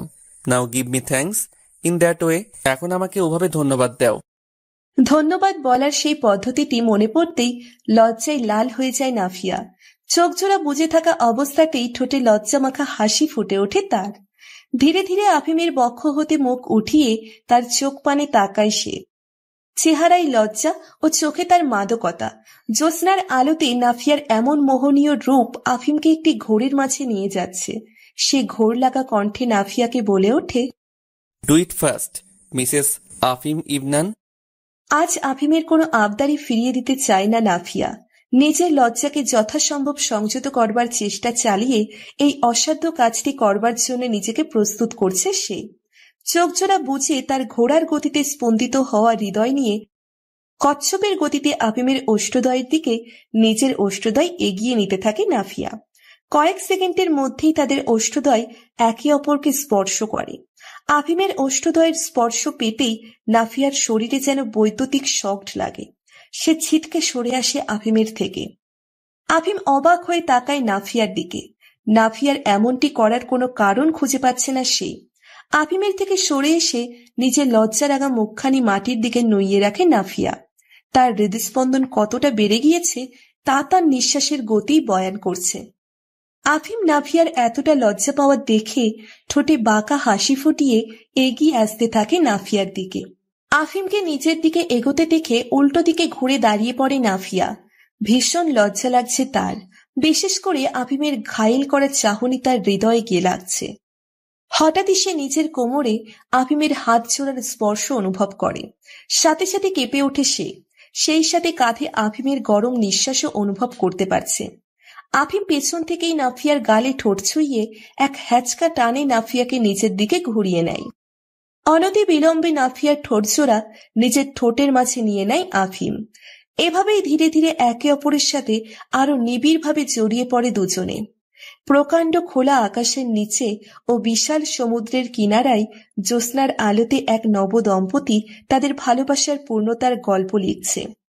এ গল্পের পাঠক ওই খোলা আকাশ, প্রবাহমান বাতাস, বহমান সমুদ্রের পানি এবং আকাশের বুকে বিরাজ করা সেই মস্ত বড় চাঁদটি। আপনি দয়া করে কক্ষ ত্যাগ করুন আফিম, আমি একা থাকতে চাইছি। নিজের কান্না যথাসাধ্য আটকানোর চেষ্টা করে শান্ত কণ্ঠে কথাটি বলে নাফিয়া। অবাধ্য অশ্রুকণা গাল বেয়ে গড়িয়ে পড়ছে তার। আফিম অসহায় দৃষ্টিতে কিছুটা সময় নাফিয়ার দিকে তাকিয়ে থেকে ধীর পায়ে নাফিয়ার দিকে এগিয়ে আসতে আরম্ভ করে। নাফিয়ার একদম কাছে এসে নিজের ডান হাতের বৃদ্ধাঙ্গুল দিয়ে আলতো করে নাফিয়ার গাল বেয়ে পড়া ও চোখের অশ্রু স্পর্শ করে আফিম। চোখের পানি মুছে দিয়ে নাফিয়াকে এক টানে নিজের বুকে নিয়ে এসে বলে ওঠে, তুমি একা নও, তাই একা ছাড়ার প্রশ্নই ওঠে না। কথাটি বলে একটু থামে আফিম। নাফিয়াকে বুকের মাঝে আঁকড়ে ধরে নিজের চোখ জোড়া বুঝে বলে ওঠে, তোমাকে শক্ত হতে হবে মিসেস আফিম ইবনান। এই রোগের আতঙ্কে ভেঙে পড়া চলবে না, বরং সাহসের সাথে মোকাবেলা করতে হবে। আমি আছি তো, প্রতিটি কদমে তোমার ঢাল হয়ে। আফিমের বুকের সাথে লেপ্টে নিজের ভেতরের অনুভূতিগুলোকে অশ্রুরূপে বিসর্জন দিয়ে নিজের ভেতরের কষ্টটাকে কিছুটা কমানোর চেষ্টা চালিয়ে যাচ্ছে নাফিয়া। অনেকটা সময় এভাবেই চলার পর ধীরে ধীরে আফিমের বুক হতে মাথা ওঠায় সে। মৃদুস্বরে বলে ওঠে, এই রোগ আমার সৌন্দর্য কেড়ে নিবে আফিম। পারবে না। এমনটি আপনি আমার মন রাখতে বলছেন, কিন্তু সত্যিটা এটাই। নাফিয়ার কথাই তাকে নিজের বাহুবন্ধনী হতে মুক্ত করে তার গাল আলতো করে দুহাতের মাঝে নিয়ে আফিম বলে ওঠে, তোমার সৌন্দর্য, তোমার ভাষা ভাষা মায়াবী এই চোখ জোড়ায়, খাড়া এই নাকটিতে এবং এই মুগ্ধ করা ঠোঁটে, যা প্রথম দেখাতেই আমাকে ঘায়েল করেছিল। সেই সাথে তোমার সব থেকে বড় সৌন্দর্য তোমার মানসিকতা, চিন্তাধারা এবং চারিত্রিক বৈশিষ্ট্য, যা প্রতিনিয়ত আমায় মুগ্ধ করে। এসবের মাঝে শরীরের সৌন্দর্য তো আকর্ষণ মাত্র, যা সময়ের সাথে সাথে শেষ হয়েই যায়। কান্নার বেগ বৃদ্ধি করে নাফিয়া বলে ওঠে, আপনি শুধুমাত্র আমার কষ্ট লাঘব করার জন্য এগুলো বলছেন আফিম, কিন্তু একটা মেয়ের শারীরিক সৌন্দর্য কতটা গুরুত্বপূর্ণ তা আমি জানি। যে ব্যক্তিত্বের মুগ্ধতায় আটকে যায় তার কাছে রূপ মূল্যহীন। আমি তোমাতে মুগ্ধ মিসেস আফিম ইবনান, তোমার রূপে নয়। তাই তোমার শারীরিক সৌন্দর্য আমার কাছে গুরুত্বহীন। আপনি আমার সাথে সুখে থাকবেন না আফিম? তোমার উপস্থিতি আমার সুখ। রাতে আমার বুকে তোমার অস্তিত্ব অনুভব করাটা আমার সুখ। অফিসের কাজ বেশি হলে রাত জেগে যখন কাজ করতে হয়, তখন তুমিও রাত জেগে কাজে আমার সাহায্য করো। সেই সময় তোমার মুখে বিন্দু বিন্দু ঘাম জমে। কাজের ফাঁকে ফাঁকে তোমার সেই রূপ দেখাটা আমার সুখ। বিষণ্ণ হয়ে কোথাও বসলেই যখন এক কাপ কফি হাতে আমায় কোম্পানি দিতে হুট করে চলে আসো, সেই সময়টুকু আমার সুখ। কাজের চাপে মাথা ব্যথা করলে যখন কিছু বলে ওঠার আগেই কপালে তোমার হাতের স্পর্শ পাই, ঠিক ওইটাই আমার সুখ। মাঝরাতে স্লো মিউজিকে যখন ড্যান্স করার ইচ্ছে হয়, তখন তোমার সঙ্গটাই আমার সুখ। এমন আরো অসংখ্য সুখ শুধু তুমি আমায় দিতে সক্ষম মিসেস আফিম ইবনান। কান্নার বেগ কমার জায়গায় আরো বেড়ে গেল নাফিয়ার।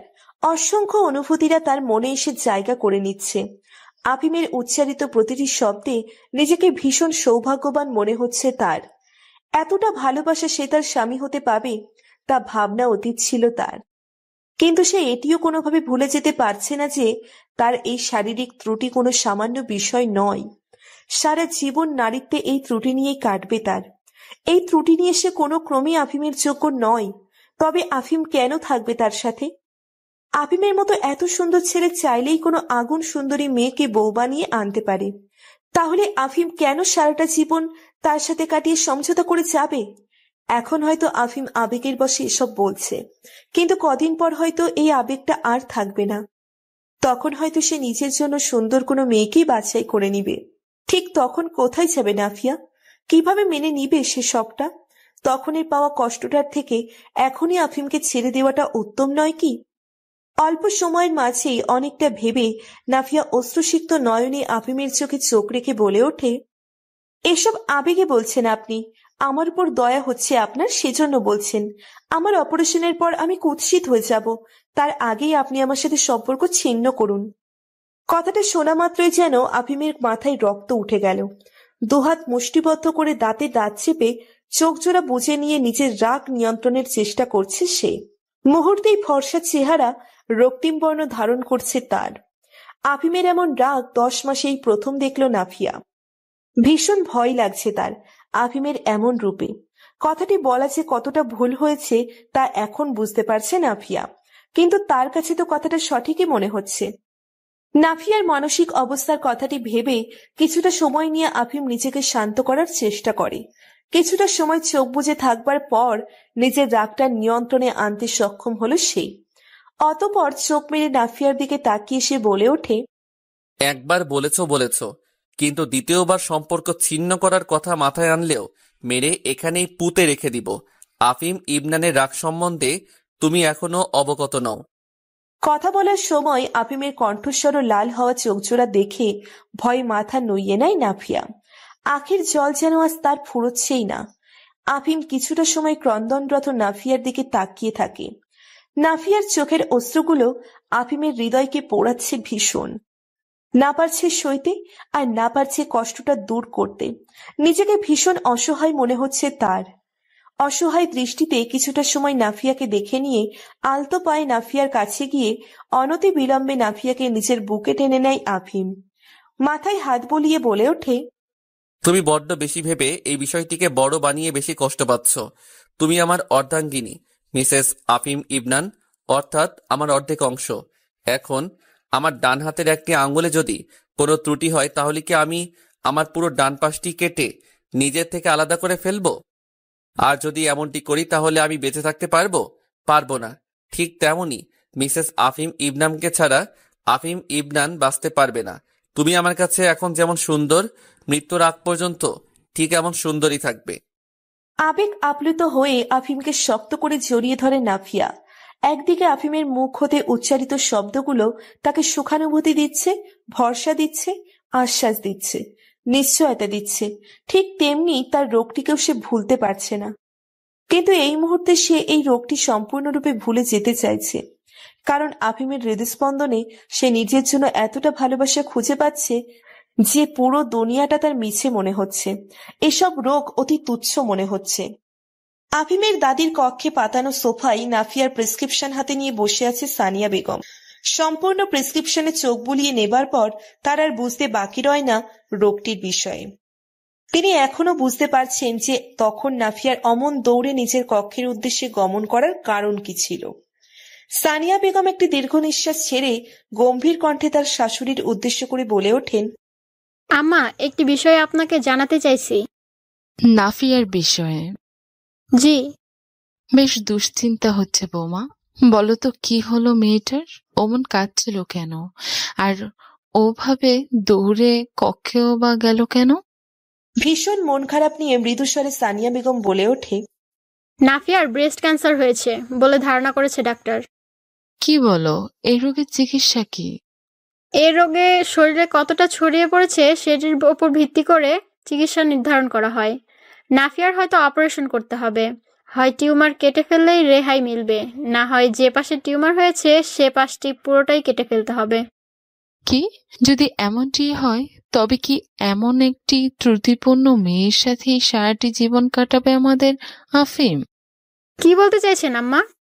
আয়নার সামনে দাঁড়িয়ে আছে নাফিয়া। নিজেকে খুঁটিয়ে খুঁটিয়ে দেখছে সে। তাকে দেখতে কোনো আগুন সুন্দরীর মতো না লাগলেও সে যথেষ্ট সুন্দরী। কোমর অব্দি লম্বা চুল তার। চুল বেশি ঘনও না, আবার একদম যে পাতলা তাও না। তার এই ভাসা ভাসা চোখে গাঢ় কাজল লাগিয়ে কোমর অব্দি লম্বা সোজা চুলগুলো ছেড়ে দিয়ে শাড়ি পরিহিত অবস্থায় দেখতে নাকি মারাত্মক লাগে। যে কেউ নাকি এই রূপের প্রেমে পড়তে বাধ্য। অবশ্য এ কথার প্রমাণও পেয়েছে সে। প্রথম যখন এভাবে আফিমের সামনে নিজেকে উপস্থাপন করেছিল তখন আফিমের নেশালো চাহনি বলে দিয়েছিল নাফিয়া এই রূপে কতটা মোহনীয়। আচ্ছা, অপারেশনের পরও কি তার এই রূপ, সৌন্দর্য ও মোহনীয়তা থাকবে? অপারেশনের পর যখন তার শারীরিক পরিবর্তন আসবে তখনও কি তার দিকে এতটা নেশালো চাহনিতে তাকাবে আফিম? প্রতিটা মেয়েই আদুরে হয়। তার প্রিয় মানুষটির সামনে সে নিজেকে যথাসাধ্য সুন্দরভাবে উপস্থাপন করতে চায়। প্রিয় মানুষটির কাছ হতে নিজের সৌন্দর্যের বর্ণনা শুনতে পছন্দ করে, নিজের প্রশংসা শুনতে পছন্দ করে। প্রিয় মানুষটির চোখে নিজের প্রতি মুগ্ধতা দেখতে পছন্দ করে দুষ্টু মিষ্টি প্রেমময় আদর নিতে। নাফিয়াও এর বিপরীত নয়। সেও আফিমের চোখে নিজের জন্য একরাশ মুগ্ধতা দেখতে চায়। আফিমের সামনে নিজেকে যথাসাধ্য সুন্দরভাবে উপস্থাপন করতে চায়। কিন্তু তা কি আর সম্ভব হবে? সৌন্দর্যই যেন মেয়েদের মনোবল বৃদ্ধি করে। একটি মেয়ে নিজেকে যখন সুন্দর ভাবে তখন তার মাঝে এক আলাদা মনোবল তৈরি হয়। আয়নার সামনে দাঁড়িয়ে যখন নিজেকে সুন্দর হিসেবে দেখে তখন তাদের মাঝে আত্মবিশ্বাস তৈরি হয়।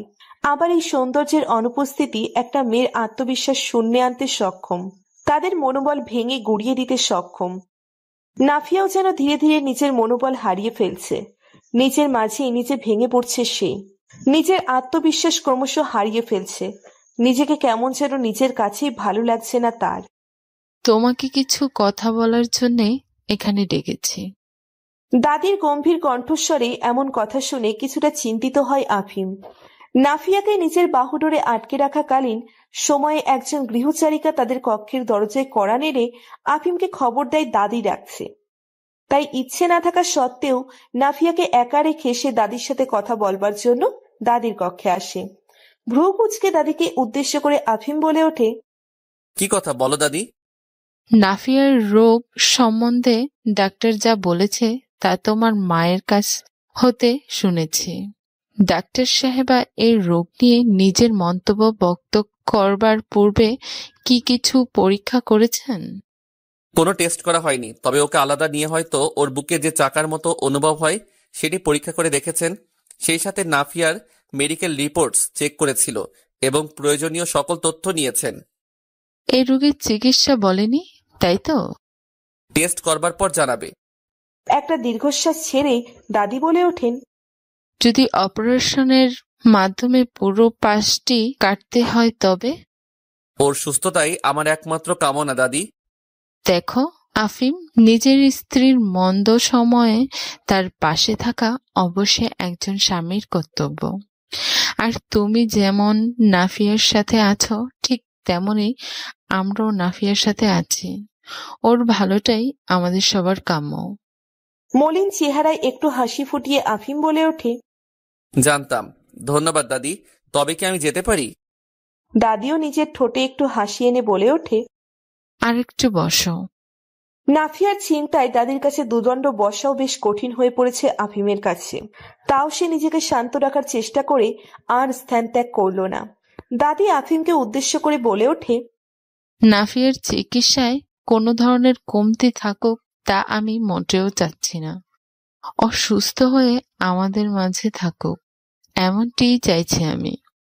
কিন্তু একটি বিষয় যা এখন বলাটা সমুচিত কি নয় তা বুঝে উঠতে পারছি না। তুমি তো জানোই আমি নিজের মাঝে কথা দাবিয়ে রাখতে পারি না, তাই এখনই বলছি আমি চাই না আমার পোতা এমন ত্রুটিযুক্ত মেয়ে নিয়ে পুরো জীবন পার করুক। ভ্রুজোড়া কুঁচকে আফিম বলে ওঠে, কি বলতে চাইছো? দ্বিতীয় বিয়ের। দাদির আর কিছু বলে ওঠার আগেই উঠে দাঁড়ায় আফিম। রাগে নিজের দুহাত মুষ্টিবদ্ধ করে নেয় সে। কিছু কঠিন শব্দ জিহ্বা অব্দি আসার পরও তা উচ্চারণ না করে নিজেকে সংযত করে সে বলে ওঠে, নাফিয়ার জায়গায় যদি আমি হতাম তাহলে এই পরামর্শ তুমি নাফিয়াকেও দিতে। স্বামী আর স্ত্রী এক নয় আফিম। মেয়েদের মেনে নিয়ে এবং মানিয়ে নিয়ে সংসার করতে হয়। তাহলে নাফিয়ার জায়গায় আফরিন হলে ওর স্বামীকে তুমি এই পরামর্শ দিতে? উত্তরে চুপ হয়ে যান দাদি। নিজের ছেলে মেয়ে সতীনের সংসার করবে এমনটি কখনোই সহ্য করতে পারবেন না তিনি। দাদির নীরবতা দেখে আফিম বলে ওঠে, নারীরাই নারীদের শত্রু। আফরিনের বেলায় যা তোমার সহ্যের বাইরে, নাফিয়ার বেলায় তুমি তাই চাইছো। এ কেমন নীতি তোমার? আরেকটি কথা, যাকে তুমি ত্রুটিপূর্ণ বলেছ সে আমার অর্ধাঙ্গিনী। আর এই রোগ মোটেও তার ত্রুটি নয়। সে সুন্দর তার মনে সৌন্দর্যের জন্য। শরীরে সৌন্দর্য নিয়ে তো দেহ ব্যবসায়ীরা পড়ে থাকে। বলে আর দাঁড়ায় না আফিম, দ্রুত পদে কক্ষ ত্যাগ করে। আয়নার সামনে দাঁড়িয়েই নিজের ঠোঁট কামড়ে চোখ জোড়া বুঝে একটু শব্দ করেই কাঁদছে নাফিয়া। ঠিক এই মুহূর্তেই কক্ষে প্রবেশ করে আফিম। একে তো দাদির কথায় রাগে ফুঁসছে সে, এর মাঝে নাফিয়াকে এভাবে কাঁদতে দেখে আরো রাগ বেড়ে যায় তার। দ্রুত পদে নাফিয়ার কাছে এগিয়ে গিয়ে নাফিয়ার বাম হাতটি ধরে এক হ্যাঁচকা টানে নিজের কাছে নিয়ে আসে সে। এক হাত কোমর ধরে অপর হাতে নাফিয়ার চুল মুঠোবন্দি করে ঠোঁটে ঠোঁট বসিয়ে দেয় আফিম। আফিমের এমন কাজে চমকে যায় নাফিয়া। চোখ বড় বড় করে আফিমের দিকে তাকায় সে। কিন্তু আফিম চোখ বুজে নিজের কাজে ব্যস্ত। সময়ের সাথে সাথে নিজের চোখ জোড়াও বুঝে নেয় নাফিয়া। ধীরে ধীরে আফিম নামক নেশালো ঘোরে প্রবেশ করতে আরম্ভ করে সে। নিজের দুহাত ধীরে ধীরে আফিমের মাথা অব্দি নিয়ে আফিমের চুলগুলো শক্ত করে আঁকড়ে ধরে সে। নাফিয়া পুরোপুরি শান্ত হতেই তাকে ছাড়ে আফিম। একে অপরের কপালে কপাল ঠেকিয়ে দাঁড়িয়ে জোরে জোরে নিঃশ্বাস নিচ্ছে তারা। আফিম আলতো করে নিজের দুহাতের বৃদ্ধাঙ্গুল দিয়ে নাফিয়ার চোখের পানি মুছে দেয়। অতবার কিছুটা সময় উভয় চোখ বুজে কাটাবার পর আফিম চোখ মেলে তাকিয়ে নাফিয়াকে উদ্দেশ্য করে বলে ওঠে, আর যদি তোকে কাঁদতে দেখি জানে মেরে ফেলবো। চোখের পানি সহ্য করতে পারেন না, তাহলে মারবেন কি করে? দেখতে চাও কিভাবে? দেখতে চাই। নাফিয়ার সম্মতি পেয়ে আফিম ঠোঁটে বাঁকা হাসি ফুটিয়ে তোলে। সেই সাথে আর দেরি না করে নাফিয়ার গলার নিচের অংশটায় কামড় বসিয়ে দেয় সে। ব্যথায় শব্দ করে চেঁচিয়ে ওঠে নাফিয়া, কিন্তু আফিমকে ছাড়ার নাম নেই। আফিমকে নিচের থেকে দূরে সরানোর চেষ্টা করেও ব্যর্থ হচ্ছে নাফিয়া। অবশেষে কিছুটা সময়ের মধ্যেই আফিম নাফিয়াকে ছেড়ে কিছুটা দূরে সরে দাঁড়ায়। ঠোঁটে তার এখনো বাঁকা হাসি ঝুলছে। আফিমের থেকে দৃষ্টি সরিয়ে আয়নায় নিচের ক্ষতটার দিকে দৃষ্টিপাত করে নাফিয়া। জায়গাটা লাল হয়ে দাঁতের দাগ বসে কিছুটা রক্ত বেরিয়ে এসেছে। সেই সাথে জায়গাটা ভীষণ জ্বলছে। রাগী দৃষ্টিতে আফিমের দিকে তাকিয়ে নাফিয়া বলে ওঠে, এই নিয়ে দ্বিতীয়বার আপনি আমায় এভাবে কামড়ালেন, নিজেকে কি ভ্যাম্পিয়ার মনে হয় আপনার? ইয়েস, এভাবে কামড়ে কামড়ে মারবো তোমায়। আচ্ছা তাই, আজ এর শোধ আমি নিবই। বলেই আফিমের দিকে এগিয়ে যায় নাফিয়া। এদিকে নাফিয়াকে নিজের দিকে এগিয়ে আসতে দেখেই দৌড়ে সরে যায় আফিম। আফিমের পেছন পেছন নাফিয়াও দৌড়চ্ছে। পুরো রুমটাই গোল গোল কয়বার দৌড়াবার পরও নাফিয়া আফিমকে ধরতে সক্ষম হয় না। দৌড়ানোর মাঝেই আফিমের কানে আসে আহ শব্দটি। পেছন ফিরে তাকাতেই দেখে নাফিয়া বিছানায় বসে আছে। চেহারায় ব্যথা পাবার চাপ প্রকাশ পাচ্ছে। আফিম দেরি না করে নাফিয়ার কাছে এগিয়ে গিয়ে বিছানায় বসে। নাফিয়ার কাঁধে হাত রেখে বলে ওঠে, are you okay Mrs Afim Ibnan? উত্তরে কিছু না বলে আফিমকে ধাক্কা দিয়ে বিছানায় শুইয়ে দিয়ে নিজে আফিমের উপরে উঠে একটি শয়তানি হাসি দিয়ে নাফিয়া বলে ওঠে, এখন আপনাকে কে বাঁচাবে? কথাটা বলে আর সময় অপচয় করে না নাফিয়া। আফিমের গলার নিচের অংশে দাঁত বসিয়ে দেয় সে। ফর্সা শরীরে কামড়ের জায়গাটা একদম লাল হয়ে গিয়েছে। দাঁতের দাগ বসে কিছুটা রক্ত বেরিয়ে এসেছে সেথা হতে। নাফিয়া জায়গাটায় চোখ বুলিয়ে ভ্রুকুচকে বলে ওঠে, এমন কামড়ে ব্যথা তো অনেক পাওয়ার কথা, যেখানে আপনি তো আহ শব্দটাও করেন নাই। ঠোঁটে বাঁকা হাসি ফুটিয়ে আফিম বলে ওঠে, এসব ইঁদুরের কামড়ে আফিম ইবনানের কিছুই হয় না। কি? আমি ইঁদুর? কামড় তো তাই বলছে, ছোট ছোট দাঁত। রাগে নাফিয়া আবারও আফিমের বুকে কামড় বসাতে যায়, কিন্তু তার আগেই আফিম তাকে বিছানায় ফেলে তার উপর ভর দিয়ে শুয়ে পড়ে। আচমকা আফিমের এমন কাজে হতবাক হয়ে যায় নাফিয়া। আফিম নাফিয়াকে উদ্দেশ্য করে বলে ওঠে, এখন আপনাকে কে বাঁচাবে মিসেস আফিম ইবনান? নাফিয়া এর উত্তরে কিছু বলতে পারে না।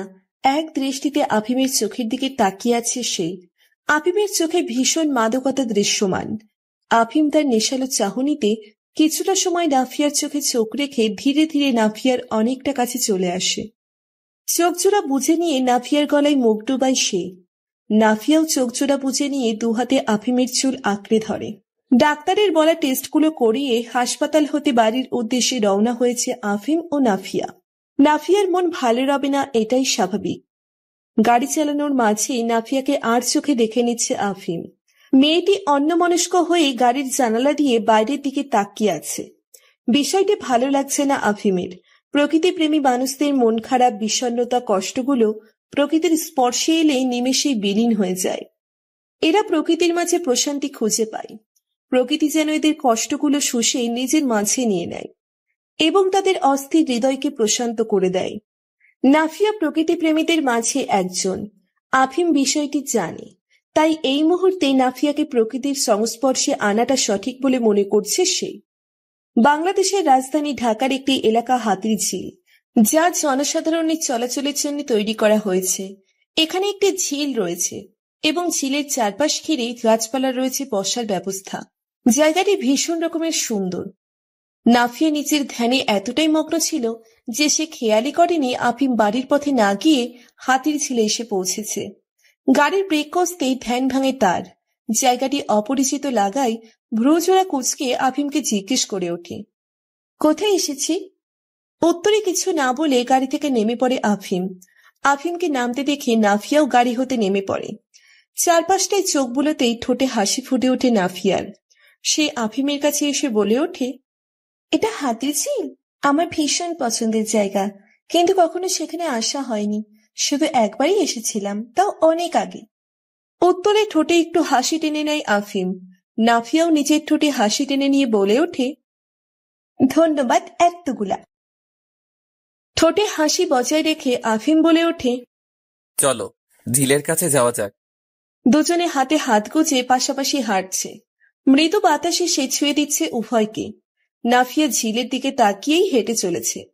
ঝিলের বহমান পানি, কোলাহল মুক্ত পরিবেশ, মৃদু বাতাসে গাছের পাতাগুলো নড়ার শব্দ, সেই সাথে প্রিয় মানুষটির সঙ্গ, সবটাই খুব উপভোগ করছে সে। আফিমও এসব উপভোগ করছে। নাফিয়ার মুখ নেকাবে ঢাকা থাকলেও আফিম বেশ বুঝতে পারছে নাফিয়ার ঠোঁটে এক চিলতে হাসি ফুটে আছে। এই হাসিটির জন্যই তো সে অসাধ্যকেও সাধন করবার সর্বোচ্চ চেষ্টাটি করতে প্রস্তুত। হাঁটার মাঝেই আফিমের চোখ পড়ে একটা আইসক্রিমের ভ্যান গাড়ির দিকে। একটি লোক ভ্যানটি নিয়ে পথ চলছে। নাফিয়াকে দাঁড় করিয়ে সে ভ্যানটির দিকে এগিয়ে যায় আফিম। একটি কোন আইসক্রিম হাতে নিয়ে ফিরে আসে সে। আইসক্রিম দেখে নাফিয়ার ঠোঁটের হাসিটি প্রশস্ত হয়ে ওঠে। আফিম নাফিয়ার হাতে আইসক্রিমটি দিয়ে বলে ওঠে, ওই দিকটি গিয়ে বসি, ওখানে কোনো লোকজনের দেখা পাওয়া যাচ্ছে না। জি। অতঃপর দুজনে গিয়ে বসে পড়ে। সামনেই ঝিলের পানি দেখা যাচ্ছে, পেছনে এবং আশেপাশে গাছগাছালি। নাফিয়া নেকাব খুলে খাওয়া আরম্ভ করে, আর আফিম নীরব দৃষ্টিতে তাকিয়ে দেখছে তাকে। মেয়েটি বাচ্চাদের মতো খাচ্ছে। মুখ তো আইসক্রিম লেগেছে, সেই সাথে নাকেও লাগিয়ে বসে আছে সে। এটি দেখে মৃদু হাসে আফিম।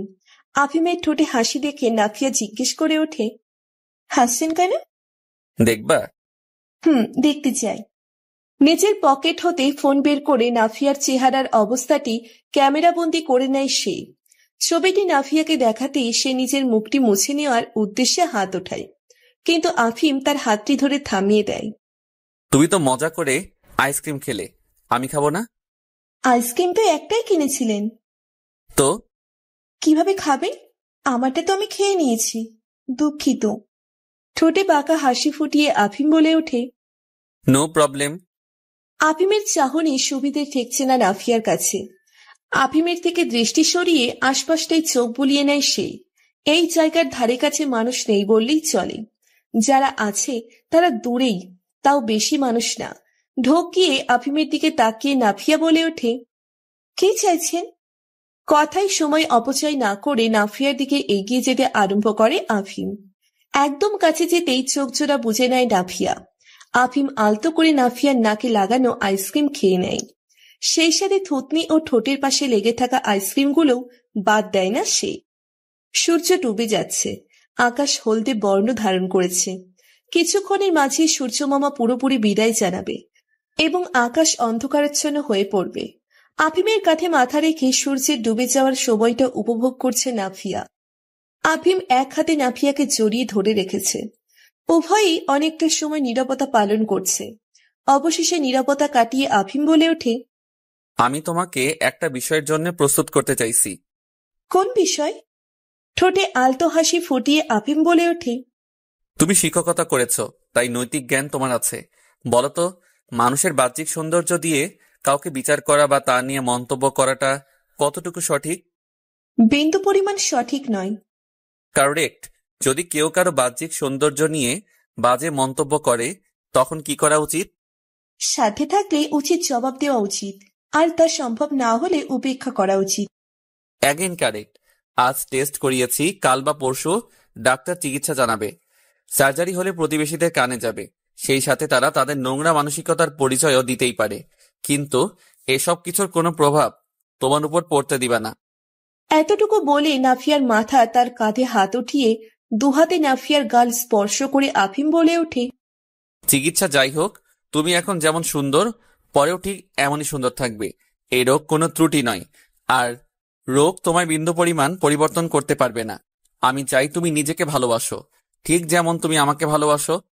আমার এক হাত বা পা যদি কর্মক্ষমতা হারিয়ে ফেলে, তবে কি তুমি আমাকে অযোগ্য ভাববে? কখনোই না।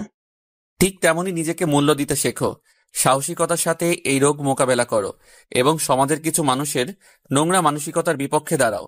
আমি সবসময় তোমার সাথে, তোমার ঢাল হয়ে থাকবো। চোখের কোণ বেয়ে এক ফোঁটা জল গড়িয়ে পড়তেই আফিমের বুকে মুখ গুজে নেয় নাফিয়া। এই স্থানটি তার জন্য সব থেকে নিরাপদ ও পরম শান্তির। নাফিয়া বলে ওঠে, আপনার ঠোঁটের স্পর্শে এক অদ্ভুত সম্মোহনী শক্তি আছে আফিম। জিজ্ঞাসু দৃষ্টিতে নাফিয়ার দিকে তাকাই আফিম।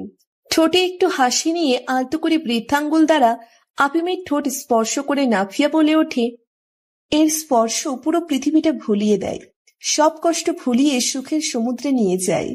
এই স্পর্শ আমার মাঝে সাহস যোগায়, আমার সব নিরাশা, সংকোচ, ভয় সবকিছু নিঃশেষ করে দেয়। আপনি কিনা কি করতাম আমি আফিম? এতটা সময় চুপচাপ নাফিয়ার চোখে চোখ রেখে তার উচ্চারিত প্রতিটি শব্দ মনোযোগ দিয়ে শুনছিল আফিম। নাফিয়ার চোখজোড়া জলজল করে উঠতেই নাফিয়ার কোমর দুহাতে আঁকড়ে ধরে নাফিয়াকে নিজের সাথে মিশিয়ে নেয় সে।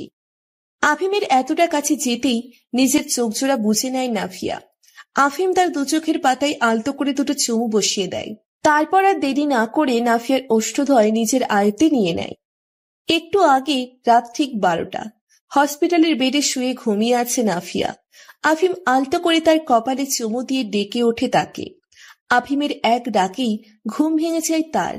আলতো করে চোখজোড়া মেলে তাকাতেই আফিমকে নিজের অনেকটা কাছে আবিষ্কার করে সেই। আফিম ঠোঁটে এক চিলতে হাসি বজায় রেখে নাফিয়াকে উঠে বসতে সাহায্য করে। আধশোয়া হয়ে বসে নিজের চারপাশটায় চোখ বুলিয়ে নিতেই অবাক হয়ে যায় নাফিয়া। পুরো কক্ষটি হরেক কালারের মোমবাতি ও প্রদীপ দিয়ে সাজানো।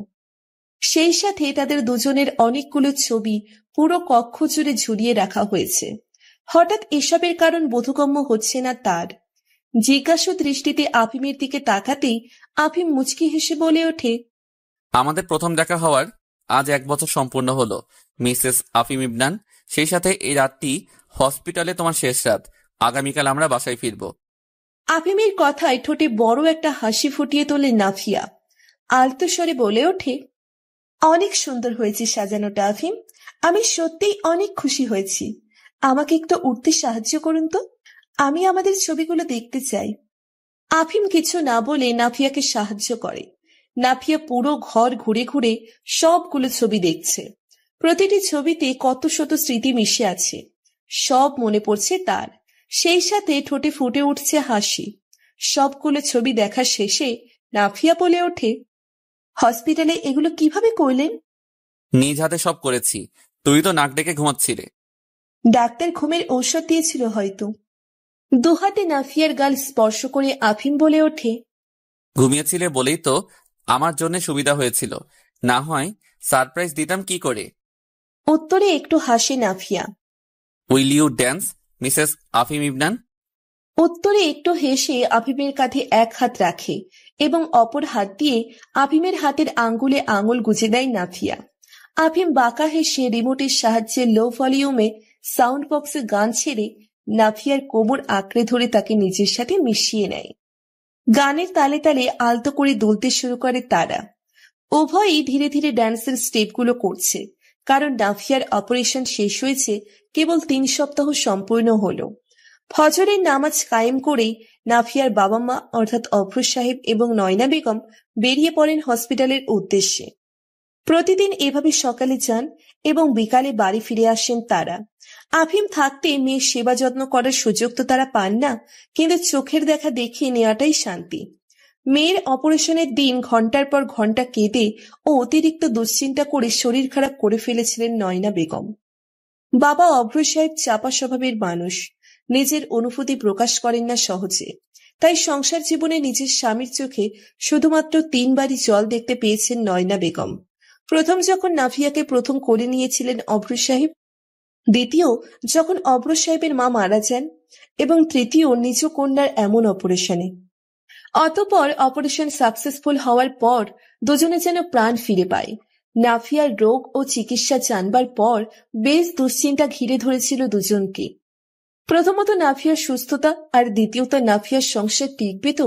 কিন্তু অপারেশনের সময় থেকে এই 3 সপ্তাহ প্রতিদিন তারা হাসপাতালে নাফিয়াকে দেখতে চেয়ে প্রতিদিন নাফিয়ার প্রতি আফিমের ভালোবাসা দেখে মুগ্ধ হয়ে ও এক বুক প্রশান্তি নিয়ে বাড়ি ফেরেন। চেয়েছিলেন হসপিটালে নয়না বেগম থেকেই নাফিয়ার দেখাশোনা করবেন, কিন্তু তাদের মেয়ে জামাই নিজের বউয়ের পাশে ছাড়লে তো। তার বউয়ের খেয়াল সে নিজেই রাখবে। অবশেষে তার জেদের কাছে হার মেনে নেন নয়না বেগম। এখন আর নাফিয়ার সংসার নিয়ে দুশ্চিন্তা হয় না অভ্র সাহেব এবং নয়না বেগমের, বরং এই নিয়ে দুশ্চিন্তা হয় যে তারা কিভাবে আল্লাহর শুকরিয়া আদায় করবে। প্রায় 1 মাস পর পুত্র এবং পুত্রবধূ বাড়ি ফিরছে। ভীষণ খুশি সানিয়া বেগম। গৃহ পরিচারিকাদের দিয়ে পুরো ঘরটা চকচকিয়ে রেখেছেন। সেই সাথে খাওয়া দাওয়ার বিশেষ ব্যবস্থাও করেছেন তিনি। তার এমন ব্যস্ততার মাঝেই বাড়ির কলিং বেলটি বেজে ওঠে। ঠোঁটের হাসি প্রশস্ত করে তিনি এগিয়ে যান দুয়ারের দিকে, এই ভেবে যে হয়তো আফিম ও নাফিয়া ফিরেছে। কিন্তু দরজা খুলতেই দেখা পান পরিচিত কিছু প্রতিবেশীদের। ঠোঁটে তাও হাসি বজায় রেখে তাদের সোফায় বসতে বলে নাস্তার বিষয়টির জন্য রান্নাঘরের দিকে যান সানিয়া বেগম। দাদি সোফায় মেহমানদের সাথে বসেন। একে অপরের খবর নেওয়ার পর্ব শেষ হতেই প্রতিবেশীদের মাঝে একজন মহিলা বলে ওঠেন, শুনলাম নাফিয়ার অপারেশন হয়েছে। হ্যাঁ, হয়েছে। Operation successful. অপর একজন প্রতিবেশী মহিলা মুখ কালো করে বলে ওঠেন, অপারেশনে পুরো 1 পাশ কেটে ফেলা হয়েছে শুনলাম। এমন কথায় দাদিরও মন খারাপ হয়ে যায়। তিনি নিরাশ কণ্ঠে বলে ওঠেন, হ্যাঁ। আমাদের আফিম এত সুন্দর একটা ছেলে, কত মেয়ের মনে রাজ করে তার হিসেব আছে। অভিনয় জানলে চিত্র জগতেও রাজ করতে পারত। আমাদের এমন সোনার টুকরো ছেলে এমন একটা মেয়েকে নিয়ে জীবন কাটিয়ে দেবে। নিজের মনের মতো কথা শুনে দাদির কণ্ঠ জোরালো হয়ে যায়। তিনি সায় দিয়ে বলে ওঠেন, এই বিষয়ে আফিমের সাথে কথা বলতে চাইছিলাম, কিন্তু ছেলেটি কিছু বোঝার চেষ্টা করলে তো। কি যে বলেন খালাম্মা, বুঝবে না কেন? একবারে না বুঝলে বারবার বুঝাইবে। ও বাচ্চা ছেলে, ভালো মন্দের জ্ঞান ওর এখনো হয়নি।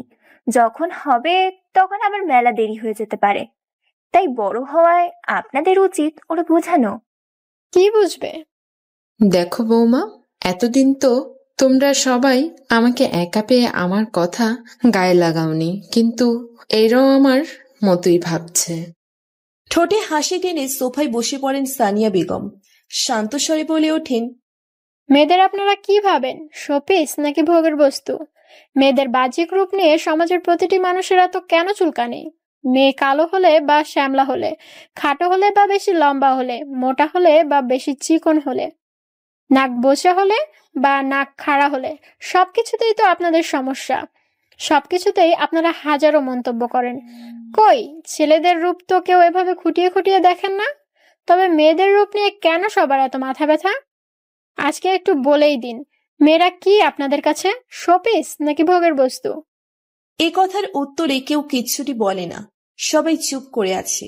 সানিয়া বেগম আবারও বলে ওঠেন, মানুষকে মানুষ ভাবতে শিখুন। আমার পুত্রবধূ আমাদের ভালোবাসার পাত্রী। সে আমাদের ভালোবাসায় আগলে রাখবে, আমার পরিবারের খেয়াল রাখবে, যার জন্য সে পুরোপুরি যোগ্য। একটি রোগ তাকে অযোগ্য করেনি। তাই আফিমের দ্বিতীয় বিয়ে করার কোনো প্রয়োজন আছে বলে আমি মনে করছি না। আপা, আপনি শুধু শুধুই আমাদের ভুল বুঝলেন। আমরা তো আফিমের ভালোর জন্যই বলছিলাম, কিন্তু আপনারা যদি না চান তবে সেটি আপনাদের ব্যাপার। উত্তরে রুক্ষ কিছু না বলে ঠোঁটে একটু হাসি নিয়ে সানিয়া বেগম বলে ওঠেন, ভুল বুঝে থাকলে দুঃখিত। তবে হ্যাঁ, যে রোগটির জন্য আপনারা একটি মেয়েকে ত্রুটিপূর্ণ বা অযোগ্য মনে করেন, সে রোগটি নিয়ে নিজে একটু সচেতন হয়ে নিন, কারণ রোগটি যে কোনো বয়সের মেয়েদের হতে পারে। অবশ্য 30-এর পর হওয়ার সম্ভাবনা বেশি থাকে। সব মেয়ের উচিত প্রতিদিন নিজেকে পরীক্ষা করে দেখা যে তার বুকে কোনো চাকার মতো কিছু বিঁধে কিনা, বা কোনো ব্যথা সহ সেই জায়গায় কোনো পরিবর্তন দেখা যায় কিনা। আর হ্যাঁ, কোনো ধরনের লক্ষণ দেখা দিলে অনতিবিলম্বে ডাক্তারের শরণাপন্ন হওয়া উচিত। উপস্থিত মহিলাগুলো ঠোঁটে একটু হাসি ফুটিয়ে বলে ওঠে, জি ধন্যবাদ, আমরা তবে আজ উঠি। সে কি, এসেছেন, কিছু খেয়ে যান। না না আপা, আবার পরে আসবো। বলেই সবাই বিদায় নেয়। পেছন হতে নাফিয়াকে জড়িয়ে ধরে বারান্দায় দাঁড়িয়ে আছে আফিম। আকাশপানে দৃষ্টি দুজনার। নীরবতায় অনেকটা সময় কাটাবার পর নাফিয়া মৃদুস্বরে বলে ওঠে, শুনছেন? জানেন নেশা কি? হঠাৎ নাফিয়ার এমন প্রশ্নে অবাক হয় আফিম। এমন প্রশ্নের কারণ বোধগম্য হয় না তার। সন্দিহান কণ্ঠে বলে ওঠে, নেশা হচ্ছে আসক্ত। আপনি যতই এটি সেবন করবেন ঠিক ততই আপনার আসক্তি বাড়তে থাকবে। সেই সাথে এটি আপনার সকল কষ্ট ভুলিয়ে দিবে এবং আপনাকে একটা ভিন্ন সুখের জগতে বাস করাবে। কোনো কিছু নেশা হলে সেটি আপনার নিত্যদিনের প্রয়োজন হয়ে উঠবে। জানেন, নেশা সত্যিই খুব ভয়ঙ্কর। আসক্তি যদি তৃতীয় স্টেজে চলে যায় তাহলে মানুষ এটি ছাড়া বাঁচতেই পারে না। এটি সেবন করার ফলে তাদের মৃত্যু হবে জেনেও মানুষ এই নেশা ছাড়তে পারে না, কারণ এই নেশা মারাত্মক। নেশা ছাড়ার থেকে মানুষের কাছে মৃত্যুটা সহজ মনে হয়। এসব কথা বলে আফিমের দিকে ঘুরে দাঁড়ায় নাফিয়া। আফিমের চোখে চোখ রেখে সে বলে ওঠে, আমিও এক নেশায় আসক্ত। আফিম নামক নেশাতেই আসক্ত আমি, কারণ আফিম বড্ড নেশালো। এই নেশা এতটাই ভয়ঙ্কর যে আমার কাছে মরণ সহজ, কিন্তু আফিম বিনে একটি শ্বাস নেওয়াও দুষ্কর।